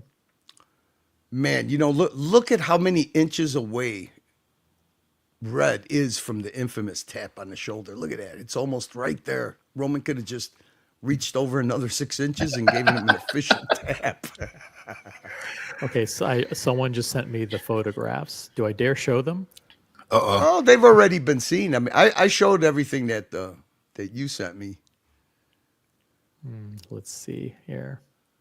The cigars look like you guys were smoking some Primo cigars. Oh yeah, huge shout out to SE who treated me to a very nice cigar, and yeah, it was very sweet of him. He's such a nice guy. All right, I have the images, and we will reveal them for the first time. What is happening here? Holy shit. I mean, you got to admit, it's different. That's for sure. Why would you dress that way at a watch convention? Do you not have Manny's facial reaction? Can you widen that up a little bit? Wait, this is at a watch at the fair? It's I guess they had a special dinner for his coming out for him. Okay. For this. This is the only picture I have. I have a different one, but this is the second one I have. Yeah. I don't get what's going on here. This is strange. Hey, we've got wrist management in the chat. CQ, what is the buy price? Listen, hitting up CQ for watch pricing information. What is the buy price for Oyster left-hand drive? That's the Sprite VTNR on Oyster. What's the buy price? Oh, is that what that? I would say that's 12 what that grand. means. Oh, I don't know. Send me a picture. I don't buy watches, man. I'm just the middleman. I'm happy to, but I'd have to say that prices are probably going to be a little bit stronger, right? 10%. I don't know. But you have to DM me details. I could get you an accurate price. Off the top of my head, I don't know. Yeah, reach out to CQ at cqthewatchguide.com. Can I please get this off the screen? Yeah, this is here's a good way to get off the screen. By the way, check it out. There you go. cqthewatchguy.com. You can deal with this very handsome fellow. Hit me up. And if you just need advice, you don't have to buy or sell anything through me. If you just need a consultation, you have a big collection, small collection, and you want to figure out which direction to go, but true independent advice. I don't work for any dealer. I'm not trying to sell you anything or force you to buy anything from me. So if you just need a watch guy in your corner, feel free to reach out. Now, it's a good promo. Now, here's what I want to do. For those of you just joining, oh, by the way, a huge shout out to Madame Katz in the chat. Greetings, OC and Uncle Curly and CQ, by the way. Thank you, Madame Katz, for being here. I want to show you guys from my live stream. I did a very extensive review of Tudor. It's very long, and I think you guys will like it. So here we go. We'll start it now at 58 minutes. It goes for another hour, and we're going to play it uninterrupted. Okay, here we go. Hey, what's happening, everybody? Look at that. Someone was watching me. Lyle, can't make this shit up. For those of you who say, OC, listen, despite your comedic knocks on Tudor, will you please put that aside and show us the Tudor booth? And the answer is absolutely, I will. And now that we are that's done. Oh man, he does a drive-by. That's so elitist. Really? So elitist. I love it. I mean, you know, that's an entry-level watch, man. You can't X out the whole entry-level crowd. That's so elitist. I know it's tough, but it was in keeping with my brand. The booth was busy anyway. I wasn't, next year. Listen, if I go back next year, I promise to show some new Tudors. I'm gonna drag you. I'm gonna make sure I'm there the same day that you go in, just to like forcibly drag you to look at the new Tudor. That's my new goal in life. What booths, what watch manufacturers let you be hands-on? Did you have to make appointments, or were there Were there any booths where you could walk in and handle the watches, OC? 'Cause I think you went all 3 days, didn't you? It wasn't just Monday. I went for a few hours on all 3 days, but not really. I really didn't concentrate on brands other than Rolex, Patek. I did a full review of Van Cleef and Arpels, Cartier, Tag, IWC, and I went into Vacheron as well. Did you but those do are the any of ones- those satellite? That I know that people set up shop in some of the perimeter hotels and stuff around Watches and Wonders. Did you go to any of those events? Yeah, I went to those, and I didn't do any video or live streaming from those, but I did see the usual suspects: Raoul Paget and Konstantin Chaikin, Bernard Lederer, Anderson Genève, and those guys at the AHCI event. But didn't do any live streaming or video capture there. But I did take pictures privately for people who wanted me to show them watches from those people in it, that they reached out to me before and said, "Hey, can you show me this or that or whatever?" But not for the live stream. There's my screenshots. Look, guys, see, don't say I didn't cover Tudor. There I am. That's hilarious. I took liberty of using the screenshot for the thumbnail for the first live stream I did. Unfortunately, that's gone. It gone. What's going on? I'm Gonzo streaming. You're meeting up with people in the real world and exchanging gifts. We're building an empire here, man. It's hard to put a balanced variety show together, Somehow or another, hopefully it all comes together correctly. We're like Felix and Oscar. We're the odd couple. The odd couple. I love it. Go.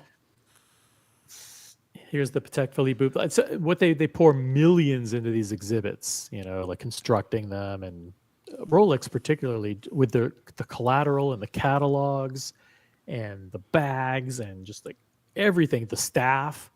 It was insane how much money they spent. Absolutely insane. Did you see the just to get off subject a second, but did you see the big it's not Netflix. I believe it's Showtime. The new Diamonds series, 47th Street. I think it's called Diamonds. No, I didn't hear See about if it. Let me see if I could find. You actually could play the teaser. I think it's called Diamonds. I think it's a Showtime series. I don't think it's Netflix, but it's all about the diamond industry in 47th Street, and it's that fellow that tracks NYC went to Ghana in the diamond mines. That the old He did. He Rappaport. Shot, I think the guy's name's Rappaport, the diamond guy, No, the big diamond I know merchant or something. Yeah. Rappaport's he has a Rappaport report. Yeah, they did a whole.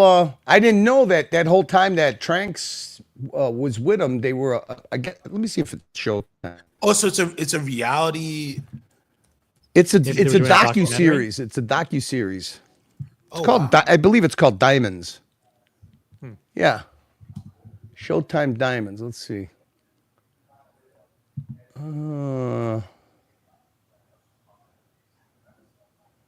Maybe it's not Showtime. Yeah, I don't think it's Showtime. That's interesting, though.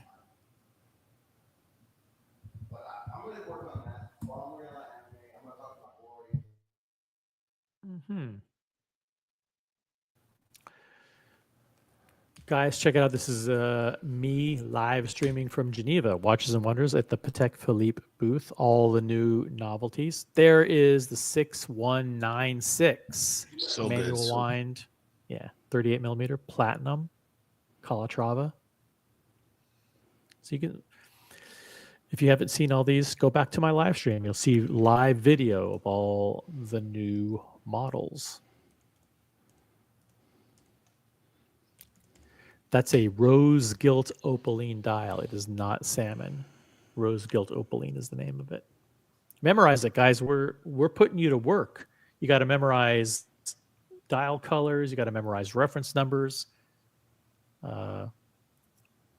This one is really, really nice in person. The bracelet's rough on the outside, but smooth on the inside. And if you have a smaller wrist, this is, I think, 37 millimeter. Gorgeous watch, though.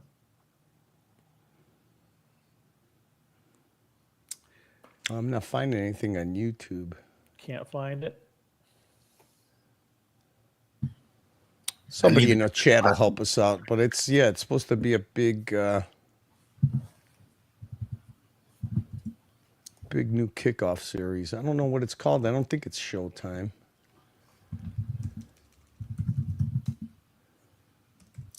By the way, pop quiz, what kind of caliber is in the Land Dweller? Who will be the first person to guess it? First of all, you have to guess the Rolex name for it, and then you have to describe what it actually is. It's not a natural escapement. It is a blank blank escapement. You can cheat. CQ, what is that guy's name? First name or Rappaport? What's his first name? The Diamonds guy. I think it's Martin. Martin Rappaport. Type And in by- your answers in the chat. Yeah, his guide basically is the standard for diamond pricing in the Right. industry. Something I wish the watch industry would have, to be honest with you. Like, imagine if there was a guide put out every week that told you this is the price for a Daytona, this is the price for a sub, and everybody could get access to it, or fairly everybody.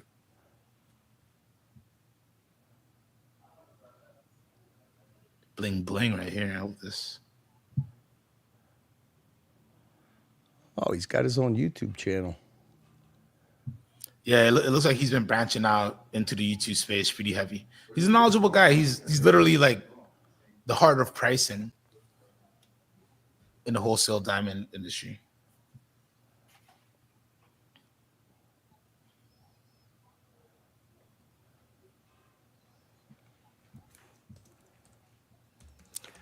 Look at the baguettes. Yep. They do a Very, great very nice. job. To me, they do a little bit better job than Rolex in terms of displaying the watches where you can see them, take pictures, and actually, like, you know, it's not that weird Rolex lighting that they use sometimes.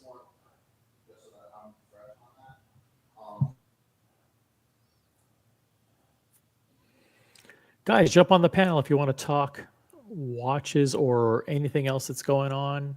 We've been going for a little while now, so we may wrap it up pretty soon. But if you want to jump on, now is your opportunity. Yeah, I'm gonna attempt to sell a watch. I don't know. I don't know. Interesting days. Yeah, I mean, have things just noticeably slowed down in terms of like inbound calls, or is it like what's the on the ground, feet on the ground? What's the rubber hits the road kind of real life reaction? What's happening? I mean, nothing is changing for the moment, but it's just like, hey, this is this 10%. So I'm in a particular situation with a current deal, but also going forward now, it really restricts my inventory search to just domestic pieces. So that really changes the game, right? Because a lot of so the big issue that, in my opinion, that's going on, and I had this conversation with a very big dealer, not a huge dealer in terms of size, but a dealer who's been in the game for a long time. And because you have all of these social media influencer dealers who don't carry inventory, you're having a very small amount of people who are the source, right? Who you're going to get your watches from. And the problem with that issue, which kind of be the issue, I don't know if that's the issue, but in a situation like that, if you only like this, where you only have a certain number of people who have most of the inventory, of course you're going to raise the prices. So that's the issue that you're wary of. I don't think it's happening as yet, but nobody's going to eat that 10%. And a lot of watches come in from overseas. And as soon as people realize that it's a little bit more of a headache to bring in the watches from overseas, all the people who are holding good domestic inventory are going to raise their price. It's just the way life goes. But I'm not seeing any kind of panic or anything. I'm just personally just I gotta tell I have a feeling customs is going to take a long time. So that's my anxiety right now. It's not even about the 10%. Is that for sure it's going to be extra stringent on customs. So you're adding a few extra days on shipping. And because of the confusion of tariffs, I didn't ship the watch. The watch didn't get shipped as fast as it should have anyways, because it was so that's more of the headache. But in the next month, you're going to really see prices maybe reflect what's going on, because people are going to stop importing as much, because every month, right, every week, there are dealers who bring watches overseas, right, illegally. They claim import and everything, have let other dealer, to sell to other dealers. So as soon as that slows down and that becomes, then again, domestic inventory, I think, will go up, which for a consumer might be a good thing, because there are a lot of consumers who like to get out of product. So hopefully, that increases the buy price on things, but the volume of everything might just be slow as well, right? So we really don't know. Gotcha. Yeah. CQ, when you if you brought in watches from Japan, did you have to pay taxes and duties on that, or was that duty and tax free, or just tax free? What do you mean? When I was in the Caribbean, or me in the U.S.? No, in the U.S., I thought in the U.S. that if you buy something over the internet in Japan, you don't pay taxes on it, but do you pay duties? Well, yeah, you have to pay the duties. You don't pay sales tax, but you do Sales have to- tax. There you go. Okay. Exactly. You don't pay sales tax unless you don't pay sales tax, but you will have to pay duties. So normally the duties are like, maybe 6% or something like that. But now those duties are at least 10% Because of the tariffs. because of the tariffs. So what is this that's the Cubitus, but do you have to buy those cufflinks separate, right? Yeah, you don't have to buy them, but they're available separate. Oh, okay. Yeah. We sold one with There it is. now I see the white. Yeah, it's a summer watch, summer look. You want to hear how I handled it? Yeah, that's definitely a Miami look right there, man. Let me see here. It's a nice strap. All right, let's back it up a second. It is on. I haven't, no. You have. Just look. What are you wearing, by the way? You mind if I take a picture of your watch? We're live on YouTube, by the way. Check it out. Get the Vacheron Constantin overseas with the luscious liquid blue dial on a white rubber strap. The excitement, the Amazing luscious watch. blue. Looks awesome on the white rubber. Do you ever put it on the steel bracelet? I do, yeah. Yep. What else do you have in your collection, if you don't mind my asking? A couple of Rolexes, Couple- Tag Monaco. Tag Monaco. A couple. What are the couple of Rolexes?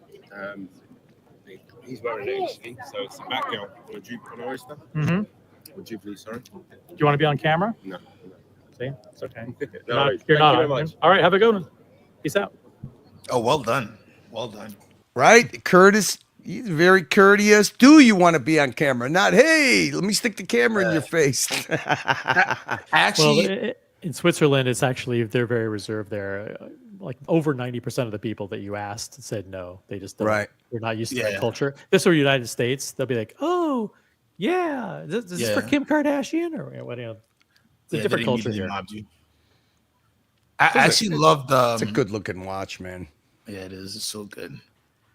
I like just a wrist shot. Like you should do that in the future. If people don't want to be on camera, just get the little wrist shot, have them talk for 5 seconds. I think that was a dope thing. But yeah, this white gold is the way. It's the way. It's the blue gray dial, and I prefer the blue that's on the 5811, the kind of the darker blue. But True. The problem with the mid-size, it looks too much like a novice now. Now it really, really does look like a little novice. Is it a huge noticeable difference between the regular Cubitus and the now this is they call this 40. mid-size or the this smaller? is 40. Yeah, it's they call it medium. They actually have medium. All right, man. I got to get dinner going. All right, Listen, peace out. Hey, I welcome wanna back. Good to have Thank you you, back. thank CQ, nice, very nice meeting you. Nice meeting you as well, Curly. Take I'm gonna care, hop on fellas. your- Take care, chat. I'ma CQ, check out your thank you for stream. being on as well. Pleasure, See you. pleasure. Welcome Guys, back. check out CQthewatchguy.com. You can get in touch with CQ. Let me find that. Independent watch advice for you guys. Yep. Here you go. CQ the watch. Oh, nope. Oh, not that please. Oh, one. God, please. This is scary, to be honest with you. Like, Here we yeah. go. CQ the Oh, watch. God, stop it. Stop it. Nope, wrong one. Stop it. There you go. CQthewatchguy.com. Check him out. And I want to thank everybody for participating in the chat, everybody who super chatted. And we'll catch you on the next one. Upvote the live stream on your way out, guys. And, oh, by the way, if you want to just continue, if you're bored and you want to just continue watching YouTube for no apparent reason whatsoever, then go check out the Eye Bashers starring Dirk Kennedy. And head over to Dirk's channel and tell him that OC sent you. So I want every single person right now who's watching to click on this link that I'm about to type in the chat. Head on over to Eye Bashers, which is Dirk Kennedy's channel, and say hello and say OC sent you from the original OC channel. Every single person, guys, head on over to Dirk's channel, type in a comment, a greeting in the chat, tell him OC sent you. OC's transferring his audience, which is 4 or 5 times the size of Dirk's, over to Dirk's. Yeah. Over to Dirk Kennedy's Eye Bashers channel. And we'll catch you on the next one. Maybe we'll do a live stream later tonight. But thanks, everybody. And peace out. Peace out. Peace out.